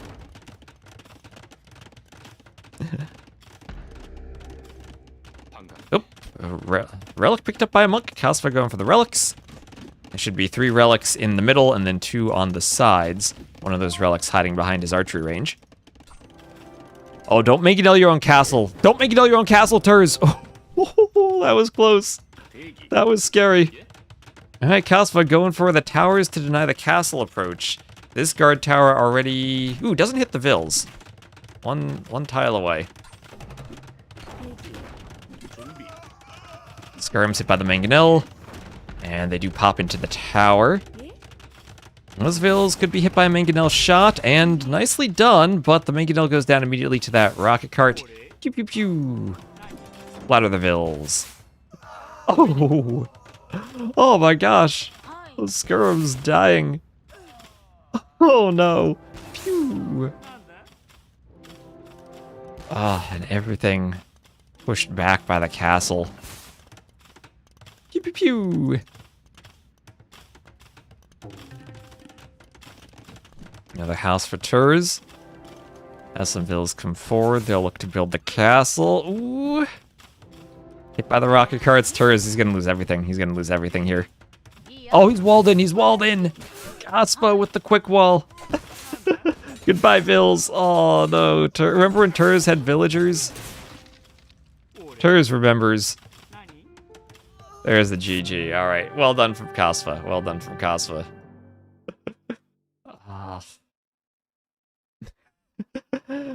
Doubt Castle to end it for Terz. GG.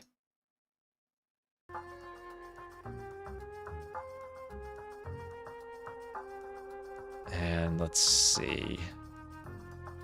For our win, we'll give a win to Kasva.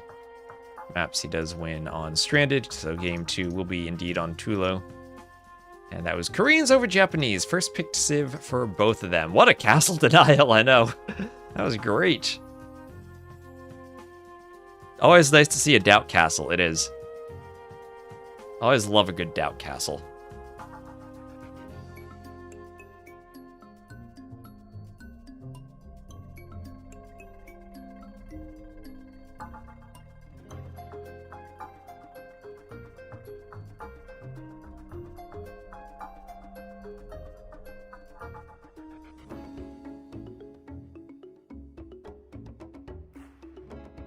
And game number 2.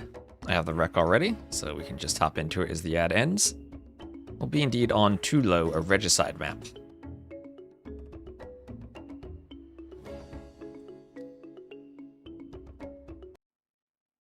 And here we are. Kasva will be the red Vietnamese. He'll have a king. He will be to the northwest. And Terz will be the yellow Cumans to the southeast. The players do have kings this game. And immediately, Terz will go to do a lumber camp on the wood line. Terz a bit closer to the wood line. Kasva a tiny bit farther away. And a king here. As a Vil lures in a boar. King scouting. 2 boars over on this side for Kasva. We have seen players forget about the boars on this map. That's been pretty cute. Now, Cumans for Terz. The downside of the Cumans, I feel that a great counter to the Cuman 2TC boom is docking and fish booming. Isn't this game already over? Yes, we're casting the Rex. I didn't cast this set, so we're just casting the Rex. I was waiting to cast Overtaken versus Valis, but that got rescheduled at the last moment, so we're just going back to do the Rex. Go Terz. Everyone's a Terz fan. I've met Terz before. I met him at NAC years ago.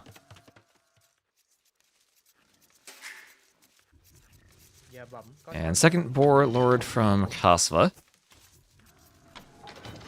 Ooh, but doesn't bring it through the gate. Has another Vil on the way, so not too big of an issue for him. Gotta be careful bringing him through the gates. As we'll have a couple of houses going up here. Oh my gosh, Terz, what are you doing? Don't get walled in, don't get walled in. Whoa, Terz, what are you doing? No, don't do that, don't. Oh, that was scary. Hello, Ziba. And Terz up to feudal. And wait a minute, the scout is faster than the king in feudal. Wait just a minute, Terz. Going for the king. Okay, so Kasva thinking he's going to save some scout HP by blocking with the king. That is the riskiest unit to block with. And Terz getting some good HP off of the king, but it doesn't matter to damage the king, you have to kill it. And he's just leaving the target out there. Does he save the scout? Yes, he does, but nice quick gate. Needs to make sure he locks the gate as it's going up. But he will manage to trap Terz's scout. So he can scout the lumber camp, but that's about it. Oh, Terz. Well, he's going to go for a 2TC boom. No one taking the fish in the middle. On this map, I've seen tons of different strategies and different players putting higher or lower priorities on capturing the fish in the middle. Now the king is going to scout, and he'd better hope there's no dock and no demo ship. Oh my god, imagine if Terz had docked and had a demo right now, and demo sniped the king. But Kasva will check to make sure Terz isn't fishing. He could go fish himself now. Terz without the scout won't be able to check that. Everyone jumping on the WTF Terz bandwagon.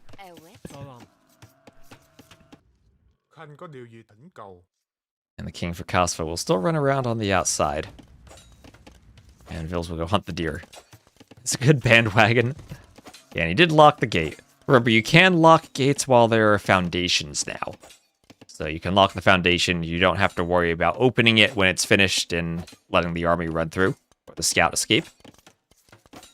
Feudal Age for Kasva, as where's his king? His king's still scouting the top of the map.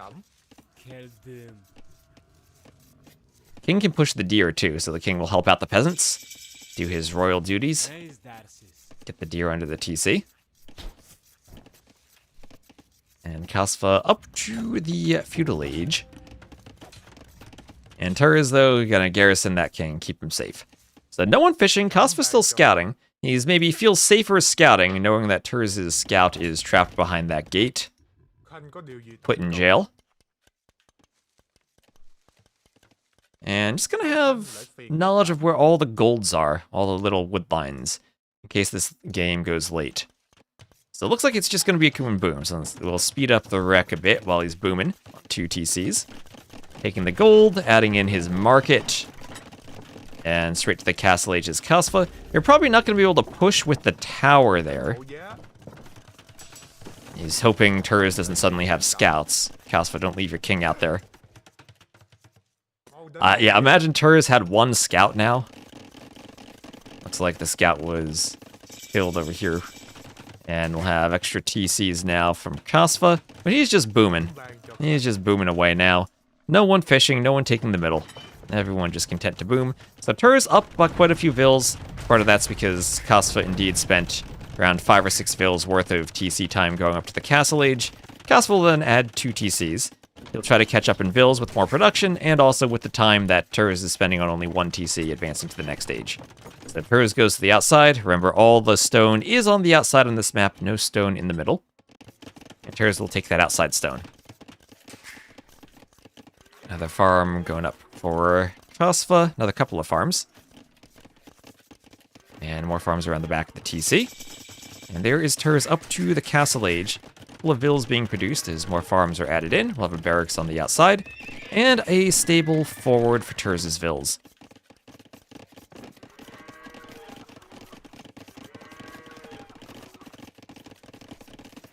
So, 3 TC boom against the 2 TC boom, and monastery stable for Terz. Cuban gates look cool. I do like their walls. I do like this architecture. See, he doesn't have a workshop yet, but the Cuban workshop does have the nuance that instead of the mangonel at the front, it has a ram, because it can be built in the feudal age. And a monk looking for a conversion. Terz just says, nope, I'm deleting that knight. You can have that relic, you cannot have my knight.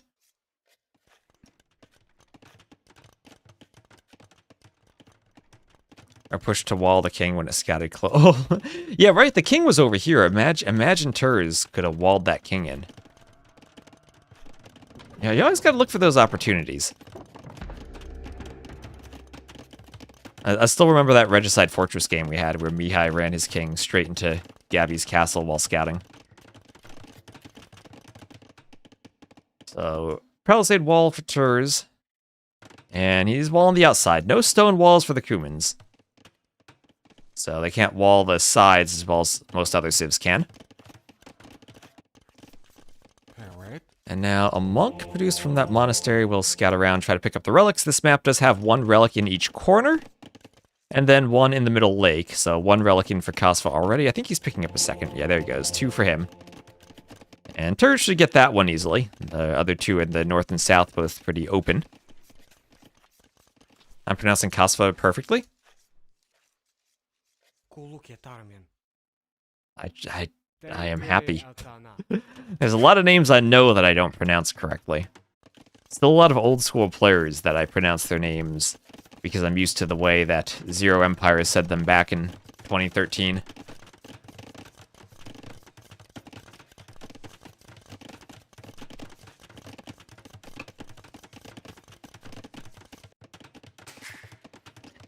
They can always just wall with cheap production buildings. The Viper is actually pronounced the Wiper. Most casters say Z instead of S, like Kasva? No, Kasva. Yeah, I mean, look at Volt's name. I could say Vaoltha. Valete.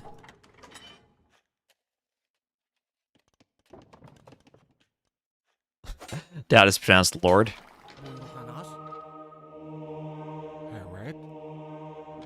And monks, alright, monks and fire lancers. Scouts there with their conversion resistance, fire lancer swapping sides. Terz going forward for a castle. Castle dropping the TC. So Kuman Boom into forward castle as he's up to imp. And he will have Trebs. Emo Warrior is actually... No, Harry T is pronounced egg. Harry T is pronounced egg. So tower to deny the castle. Let's go. Will this work? Some vills forward to fight. Some fire lancers there to annoy the vills. Did Terz send enough vills? I don't think he did. Neither does Terz as he deletes the castle. And Kasva will only finish one of those towers. Or no, his vills will finish the second. He needs to delete that and move it forward, maybe. So Terz moving his castle back. A couple of fire lancers still here. Monks for Terz trying to cover. And Kasva now with the 3 TCs does have a build lead. He's building another tower even more forward. Will Terz finish this? 40% done. I don't think he does. Kasva maybe needs fletching. He doesn't have ballistics. Terz, how many vills does he have? 7 vills left, or 8 vills left. 9 vills. Oh god, he keeps getting more. But now they'll start dying. He's sending more vills. Remember, it takes an entire village to raise a castle. And will he be able to finish this? He's losing more vills, sending more. He's sending everyone. He's grabbing everyone, sending them forward. And Pepsia, thank you very much for using your Prime sub. Terz, Tanic, I think he will finish it. We'll finish it. Completed the objective. It's Genghis Khan. We must flee. Kasva now needs to flee from this castle, as we'll have a lumber camp going up for Terz.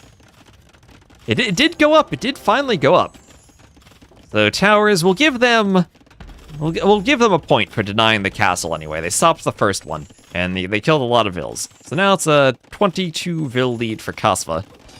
But he will have to deal with an Imperial Age Terz who can make trebs. However, Kasva has that workshop right next to the castle and can make rams. Maybe unfortunate that he gifted a couple of Fire Lancers to Terz.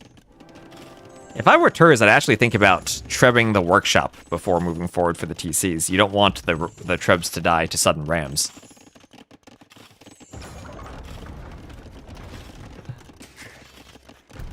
And Castle going for the TC. I have the scary feeling that rams will pop out. Maybe some Fire Lancers will hop into the rams, and that this castle will be no more.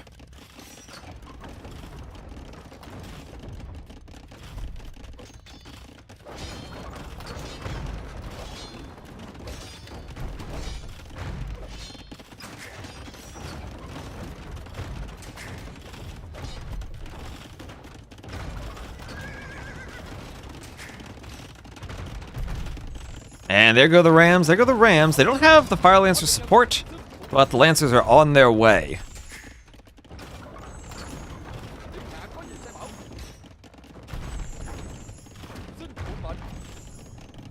On their way to hop in the Rams. Monks need to hop behind the Rams for cover. Here comes the Ram push, the big Castle Age Ram push. If this succeeds, Kasva wins. If it fails, maybe Terz has enough of an imp advantage to win the game. It's attacking the Rams. Rams go for the Trebs. Mangonel being a good defense so far.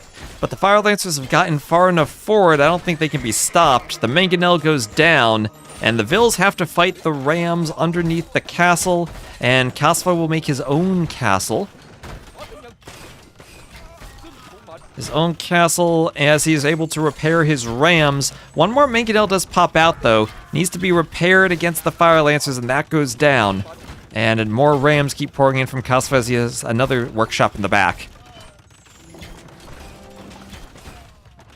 Playing 8,000 games in the Red Bull ladder pays off. That's true. Kasva, a man who must be very familiar with the Fire Lancer. And 8,000 is a bit of an exaggeration, but not that much. The man did play over 500 games on the ladder. And now they're there to poke down Trebs. More Rams coming forward to hit the castle. As the Vills are poked by Lancers, only 3 Vills left, so Terz won't get many repairs. Trying to fight a bit with the Kipchaks, but the Fire Lancers do have that charge attack. And another Mangonel pops out of the workshop. His castle goes down, and looks like things have improved for Kasva. Unless Terz somehow has a King Snipe in his back pocket, which I don't think he does. This is looking like Kasva's going to take the win. 500 to 8k is more than exaggeration. That's more than like 50, right? Some people might look at 50 games and say, wow, that's a lot of games. Kasva doesn't. Do Kipchaks deal with Rams well? They deal with Rams decently. Not quite as efficiently as Chuko News would, or Mamluks would, as a ranged unit. But if you have a good group of Kipchaks, you can destroy Rams.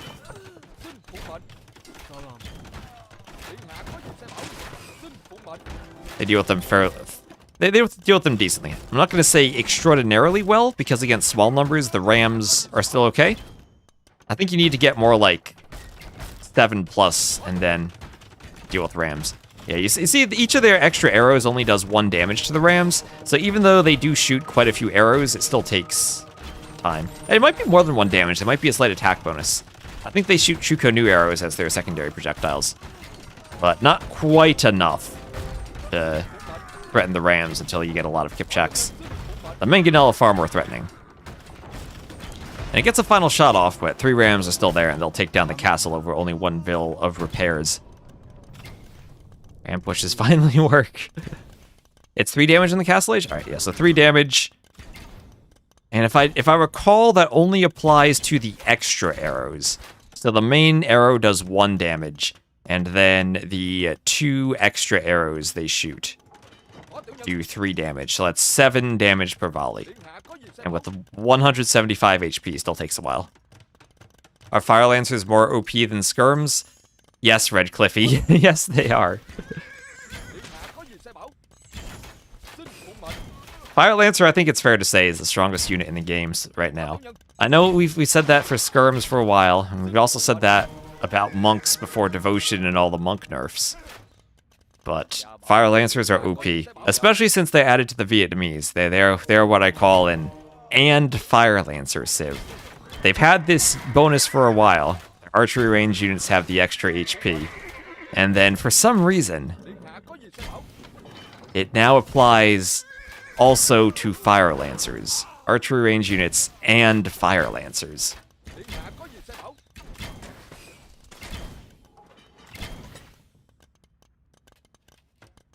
The Rams are... Oh, Rams are being amassed. Castle Age clicked for Kasva. And... let's see, is he gonna push again with the Rams, or will he wait? Rams are a nice addition to the Fire Lancers, because as we saw, they can hop inside the Rams. I have another castle going to the north. Oh, wait, we had a bit of a sneak from Terz, but that was discovered and walled by Kasva. So Terz did get a villager up here. I was looking at the castles in the middle. I need to pay attention to the minimap a bit more. Vil's hit by the Kipchaks. But yeah, I think he'll wait for the upgraded Rams. That'll be heavy plow on the way from Terz.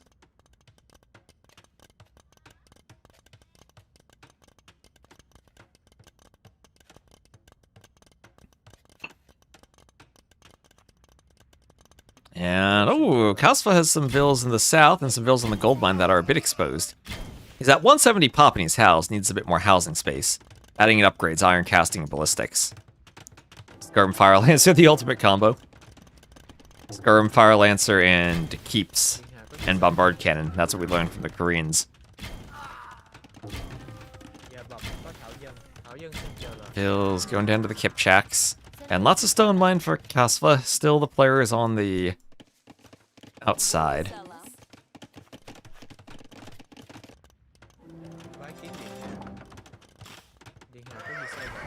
Oh, Castle hitting the Kipchaks. Terz 93 vills, but 93 to 146, and he does not have the same eco power that Kasva does. You can see the res collected difference of 12k. And there's Kasva up to the Imperial Age.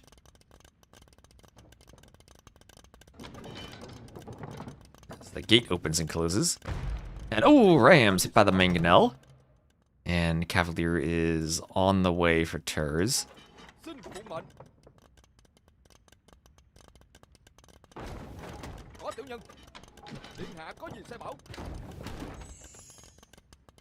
Skirm hit by the Mangonel. As the Mangonels push forward and try to take down the Fire Lancers. Kipchaks hitting the Lancers as the Mangonels go down.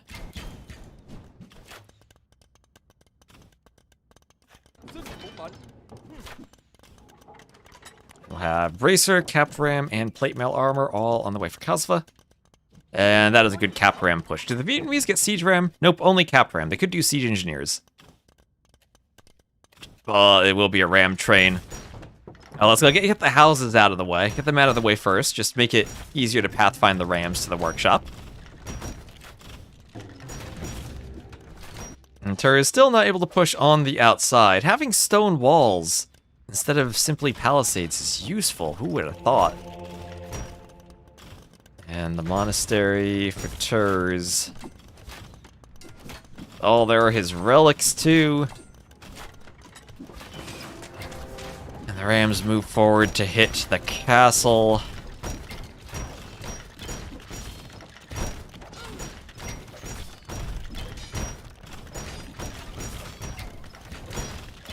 And that castle will go down. Down it goes.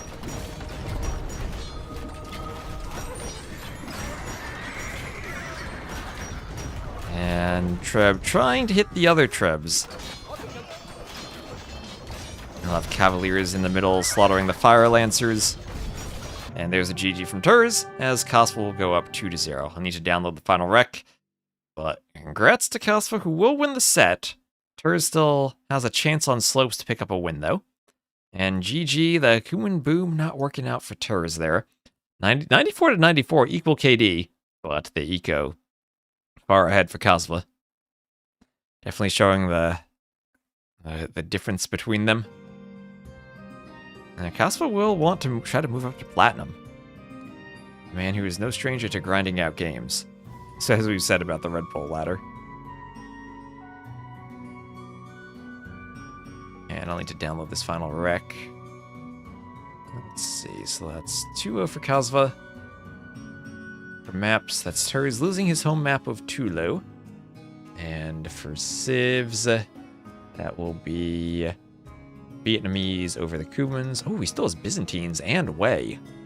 Is this Wei versus Inca for Game 3? I need to figure out where Game 3 is. Let me go look at Terz's profile again for Game 3. And it will be Lopes.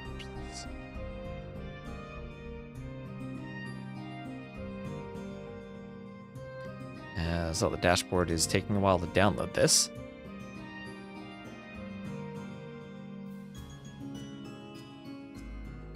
Maybe it's on the Discord already. No, not yet. Dashboard, where's download the rec? That download seemingly isn't working. Interesting. Oh, the dashboard temporarily offline. Oh no, my nightmare. Alright. Find Terz one more time. Will this download work?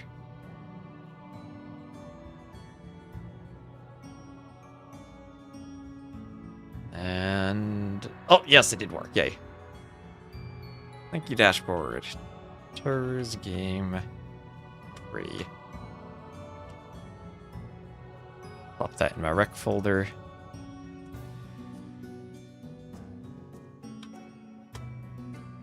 Did I check the civs off? I did. Did I give Kasva his win? I did. So, right into Game 3.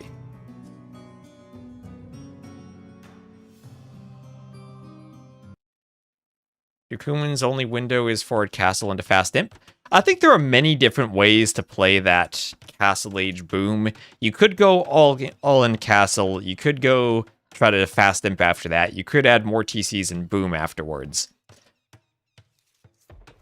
I think the most effective way I've seen Humans played is how Tato did it on Hideout, where you tower rush while also booming, and you force your opponent to react to the tower rush, so their eco isn't set up as well. And even though you do weaken your own eco from the tower rush, if they're reacting to it and you can force that reaction, then I think you're proportionally hurting them more. Just by slightly having more eco, you suddenly have a ton more eco.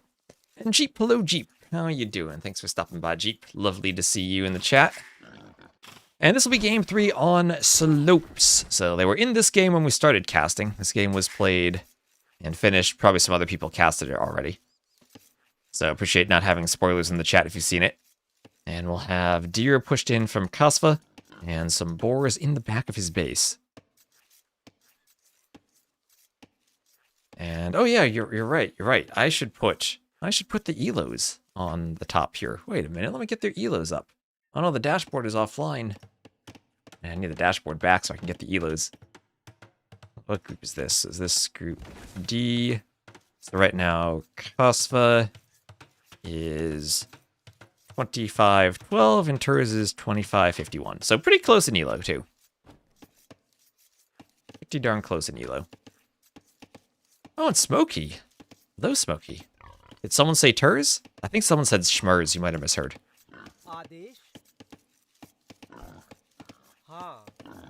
So, Borlor from Kasva.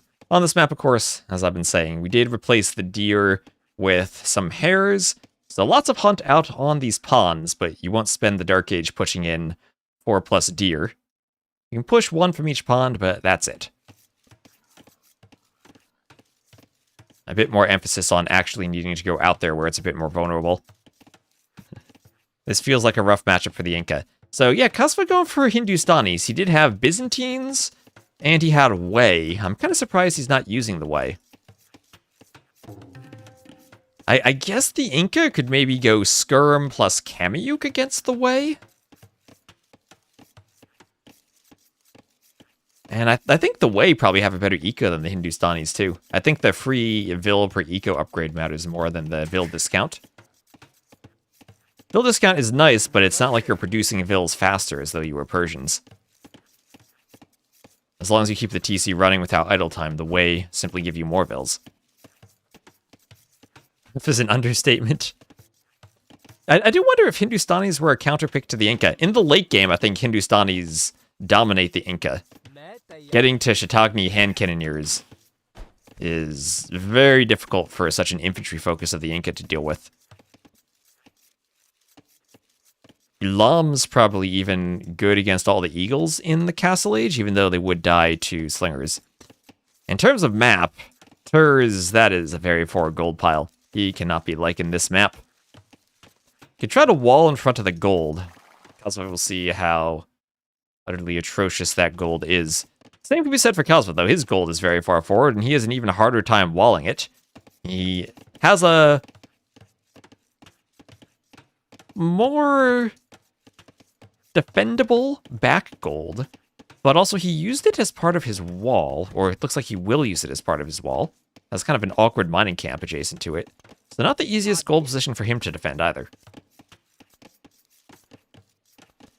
I know Terz doesn't like playing Mezzo, so I'm surprised he were Incas. See, Ibu, the Inca, they're from South America. They're not a Mesoamerican civ. They're a South American civ. So they're not the Aztecs. They're not the Maya. Siege Tower is counter to hand cannoneers. All right, how does a Gulam compare to an Eagle Warrior?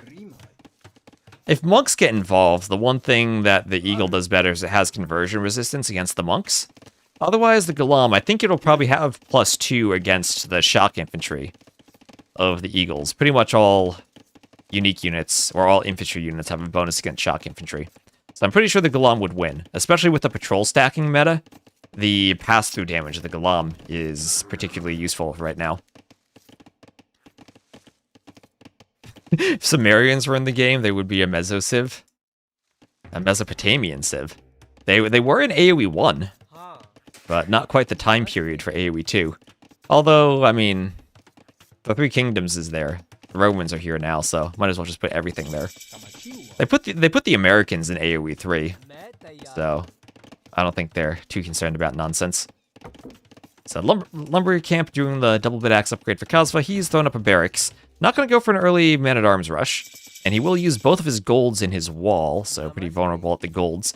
He's doing a lot of walling and doing an archery range. Actually okay with Romans if Huns are in the game.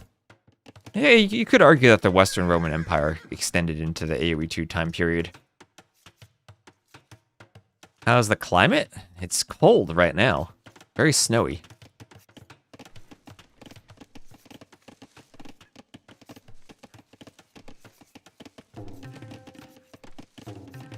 And houses going up for Terz. Okay. And horse collar for Kasva.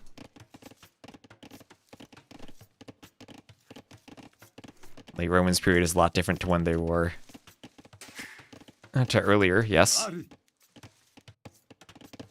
More walls going up for Terz as Kasva's scout comes in. And Kasva will find a Vil with a feudal age scout. He'll decide to take that fight. Terz does have his spear who will come over though. And we'll run the Vil towards the spear. So some HP down off the scout. Never really like picking those individual Vils. I'm always afraid of losing scout HP. He's gonna go for another one. That I really don't like. He knows the spear is there.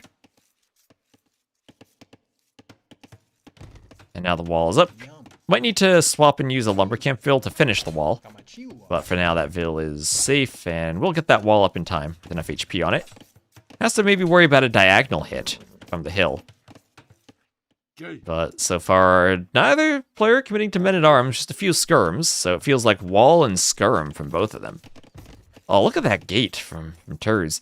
He knows how to place the diagonal gate along the walls. It's 2 by 2 in the middle, so if you delete one tile, you can fit it there. What a gate. What a work of art. What does 3K mean? The Three Kingdoms. It's the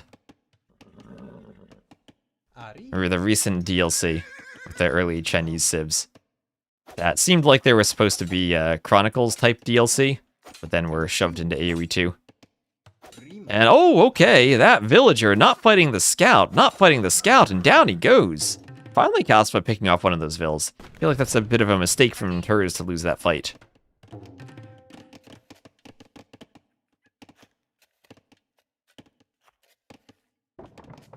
Hit the diagonal gates. This is about as well as you can place a diagonal gate, though. You're not going to be hit by tons of extra melee units when the surface area is so reduced.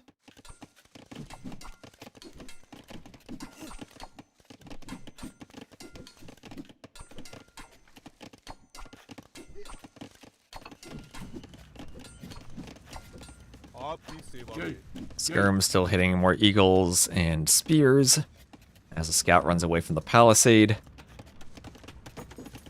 Bills will be mining stone in the back. Lons, hello, Garlic Witch. Lons, hello, greetings to you.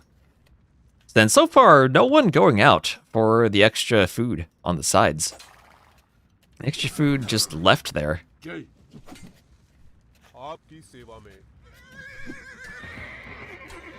As the spear pokes down the scout.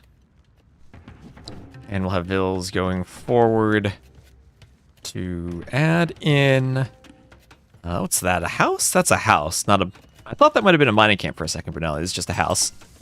And Kasva continuing to wall with blacksmiths against all the skirms. So skirm war here. Just defensive skirms, nothing more, nothing less. Who's going to need to put on some serious pressure in the Castle Age. Thank you, OPOS LOL, for the follow. Well, that's what the American civs are good at, right? That triple barracks eagle Castle Age pressure. And Terz is up to the Castle Age. Kasva, though, on stone might be able to go Gulams, but then in the Castle Age, that leads to slingers from the Inca. Shiitake hand cannoneers, I think, should be good against slingers and pretty much everything in the late game. But you do have to get there. The only player doing mining camp walls is the Max. The Max?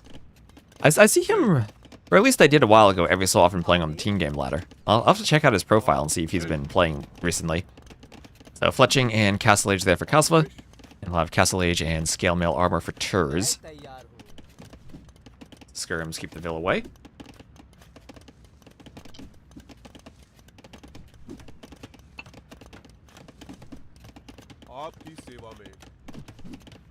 Skirms going back and forth, dodging some javelin fire. Both players rather peacefully up to the Castle Age.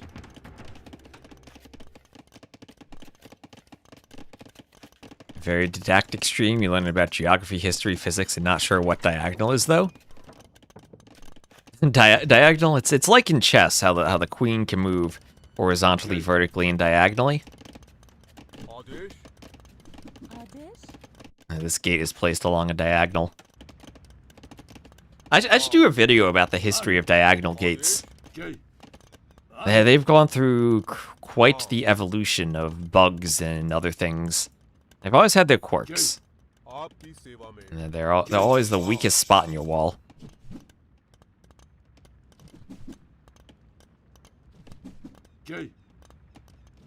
So Terz up to Castle, gets the boost for the Eagle, and immediately he clicks the Eagle Warrior upgrade. Kasva, will he regret deleting that palisade? Can he quick wall behind the skirms? Yes, he can. No problem for Kasva and his micro. 500 games of Red Bull micro will teach you how to quick wall. And forward workshop from Terz as he will look to apply Castle Age pressure to an opponent who is building a defensive castle by the main gold. And maybe a bit tricky to fit a mining camp there, but should be able to go up once the castle is finished. The HP is the same for the gates. The HP is the same. Just the surface area where you can attack with melee units is much larger for the diagonal ones. So they're much more at risk of being taken down. So upgrade scale mail armor and then bodkin for Kasva. And Gulam's should be an opening for him. As I said, they don't have the conversion resistance, but Terz will pick up one relic. You're confusing that with another game. AoE 2 never actually had a way to rotate gates until the user patch added it, where you could rotate using the mouse wheel. In the past, we had the slam gates, where you placed 2 palisade foundations and used them to orient your gate. Because the only way to rotate gates was to place them in, or was to use walls to orient them. Vill going down to skirms. Yeah, I mean, you could edit your hotkeys to put Q and E as the rotate buttons, but that's not an AoE 2 thing. And the Gulams showing their prowess at sniping off rams. And here comes the monk. So Gulams, let's check their stats. It is indeed +2 against shock infantry. So they should be good against the eagles. It's up to the slingers now. But skirm Gulam against eagle slinger. Monk wants a conversion, but the monk goes down. Slingers will go down as the skirms keep marching forward. Skirms taking out all the eagles. And can go for the slingers even as the Gulams come forward and kill the slingers. Kill the skirmishers. They all go down. And suddenly it's 18-6 military, and Terz has nothing left. He's going for a TC on the side. But so is Kasva. And I think this is a pretty good advantage for Kasva right now. Res collected are still similar, but the Vill count will start pulling ahead, I think, as we had the second TC actually at home for Kasva. This is his third TC now going to the side. Terz only on 2. So lost all of his military, he's behind in eco, his strategy to apply lots of pressure in the castle age has failed due to the defensive castle, Arson's on the way for the Gulams, and his main goal very far forward and very much threatened by the skirms. Like houses change skin? Oh, maybe that did it. Maybe it was random what you got for the gate.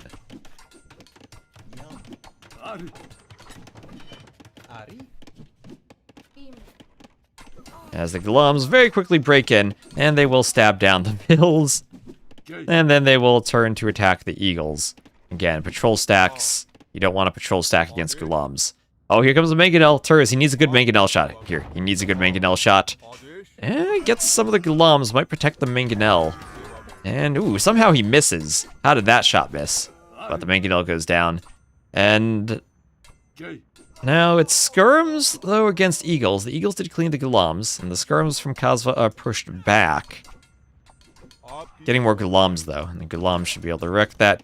A few eagles trying to break through a house, but won't have success as the Gulams will fight the eagles. Oh, this is the patrol stack where the pass-through damage will work. And their Gulams taken by the eagles there.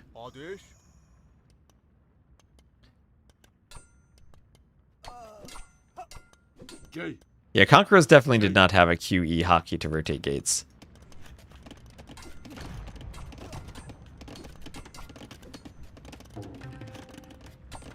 Probably something else you're thinking of. Yeah, +2 against shock infantry, exactly. Like most unique units. Oh my gosh, that eagle is very shocking. As Kasva is slowly but surely increasing his eco lead, increasing the Vill lead, and reaping the rewards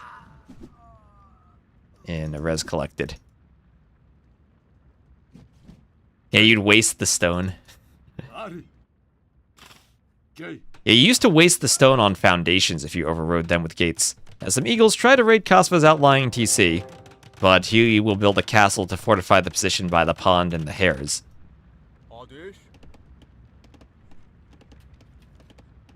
I should put box turtles near the hares, and then we can make the tortoise and the hare jokes about who's going to win the race. Missed opportunity in the map, to be honest.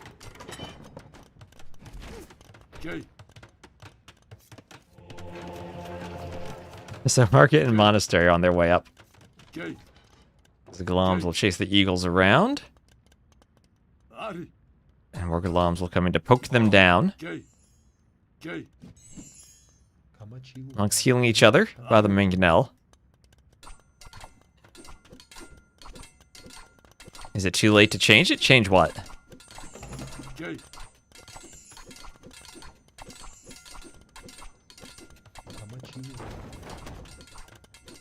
A wheelbarrow there for Kasva.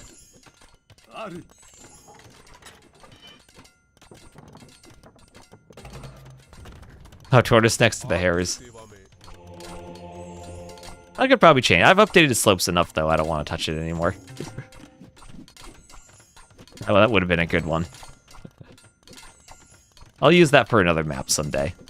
We can save our puns for later.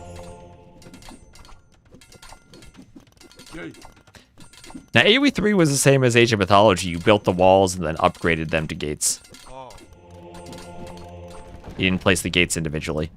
So, Kasva pushing back, takes out that monastery and the one relic that Terz had. He's up by now 30 villagers. And we're really just waiting for that eco to pay off into one big push. 36 to 15 military.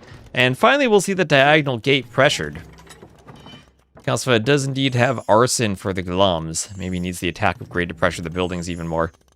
But he's in a good spot to take out the ranges, stop the slinger production. And if any slingers do pop out, the skirmishers are right there. Only thing he's missing would be ballistics for the skirms.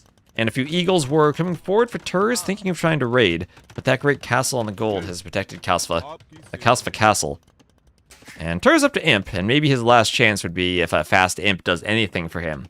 But with all this army on the field for Kasva, it's not like Terz will be able to move forward and get a castle without the Gulaams hunting him down.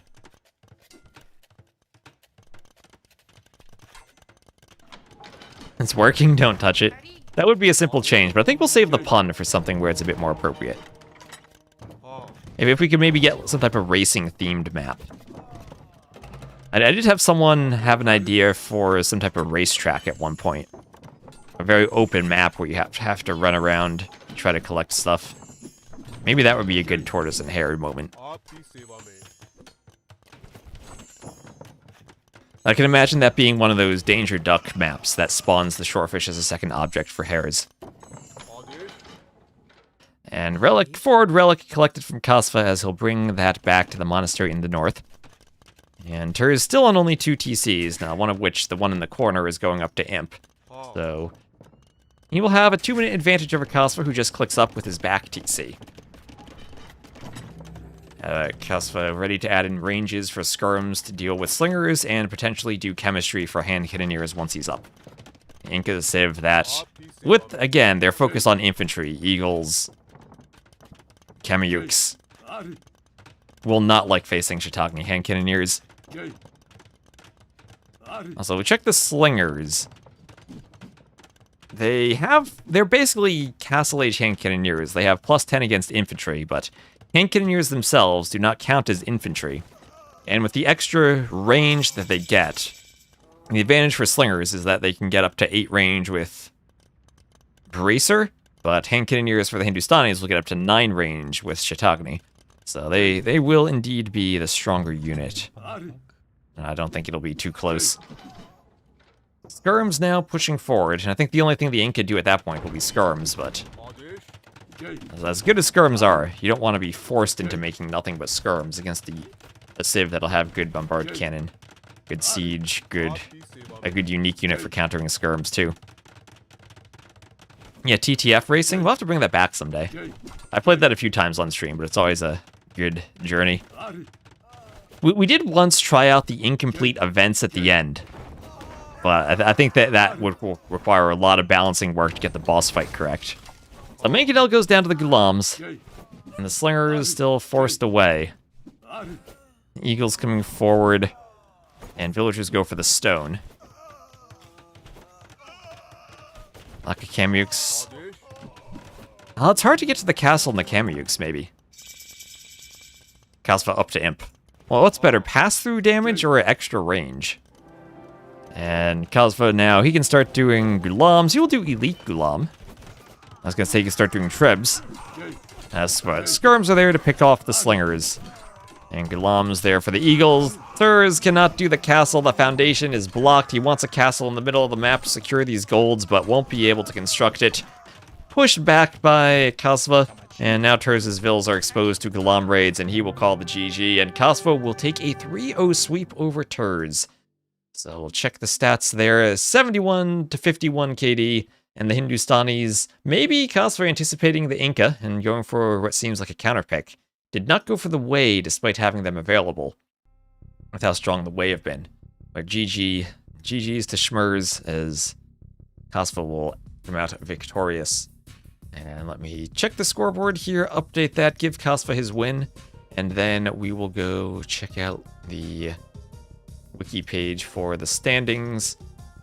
So win for the Hindustanis, a loss for the Inca. Kasva using his final 2 civs as some good counterpicks. And let me check out the standings.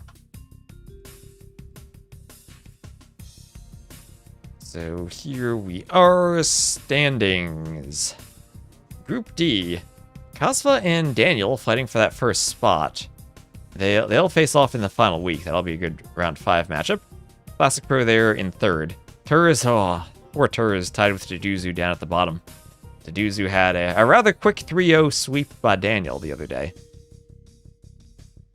Jordan at the top of Group C. Margugu hot on his heels, though. Look at that, Margugu won his set 3-0 over Ganji. Unfortunate Ganji, 0-6 so far. I don't think Ganji's been playing much AoE 2 recently. Doubt did go 3-0 in his set against Fire. Still needs to play against Z40 for round 2.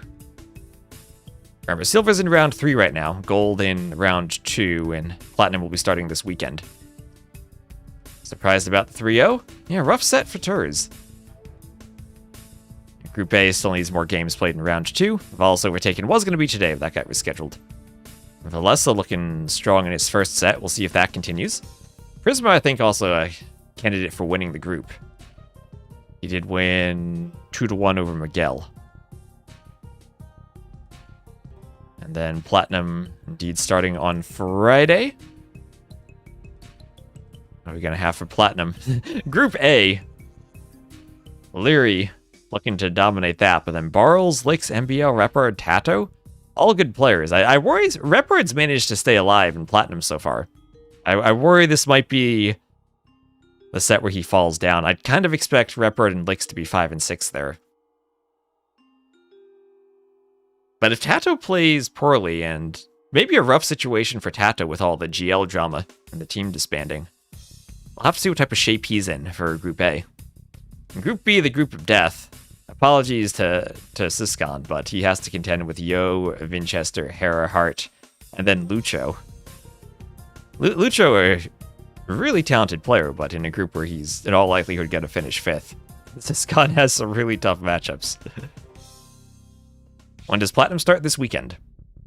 Group C, ACCM, Andy, Lewis, Nikov running Sebastian. Could see anything happen in Group C. Literally anything could happen there. And then Group D, I think Viper lucked out in the draws. He has to face the Toe and Dark. Dark's done very, very well in TTL so far. Viper has lost the tournament set to Mihai once, though. And Dragonstar, if he's preparing full-time, will have some interesting strategies. I expect I know he's practiced with Phosphor in the past, too, so I'd expect Dragonstar to come up with interesting strats for the maps. But I think this is probably the best draw Viper could have hoped for among all the groups. Yeah, Viper, he's had map hacks in the past. He has group hacks now. And he got lucky that he got lucky that maybe his toughest competition all got stuck in Group B. Group B is crazy. If not making it to Red Bull, I think he will for sure top his group. Oh, that's true. He doesn't need to practice for a Red Bull, so he can full-on focus on TTL. But anyway, that'll be it for me for today. The one set did get rescheduled, so we'll be back tomorrow. What time do the sets start tomorrow? 5 GMT. We have Kambito Say My Name. That's midnight for me, so I don't think I'll cast that live. But there will be a ton of sets that start at 14 GMT, so I'll probably do Ozone You putting at 14 GMT, then cast the Kambito Say My Name Rex, And then Prisma Wide starts at 17 GMT. So we'll figure out the schedule as we go tomorrow. How do I fall asleep now? You can watch the VOD. The VOD will be posted on YouTube. So thank you all so much for watching. And we'll go raid someone. So we'll end on YouTube and raid someone on Twitch. We'll see who's live. So, good night, good afternoon. It's time for me to go fix the map scripts. And maybe, we'll see how long that takes me. I might have time actually to update my overlays for the stream. So thank you all for watching. I'll go upload I'll pin a comment on the YouTube video with the timestamps. I don't put them in the description because that could spoil things, but I'll put them in a comment. And I'll see you all tomorrow starting at 14 GMT. So that's what, 9 AM for me tomorrow. I'll have to do my early coffee. So I'll see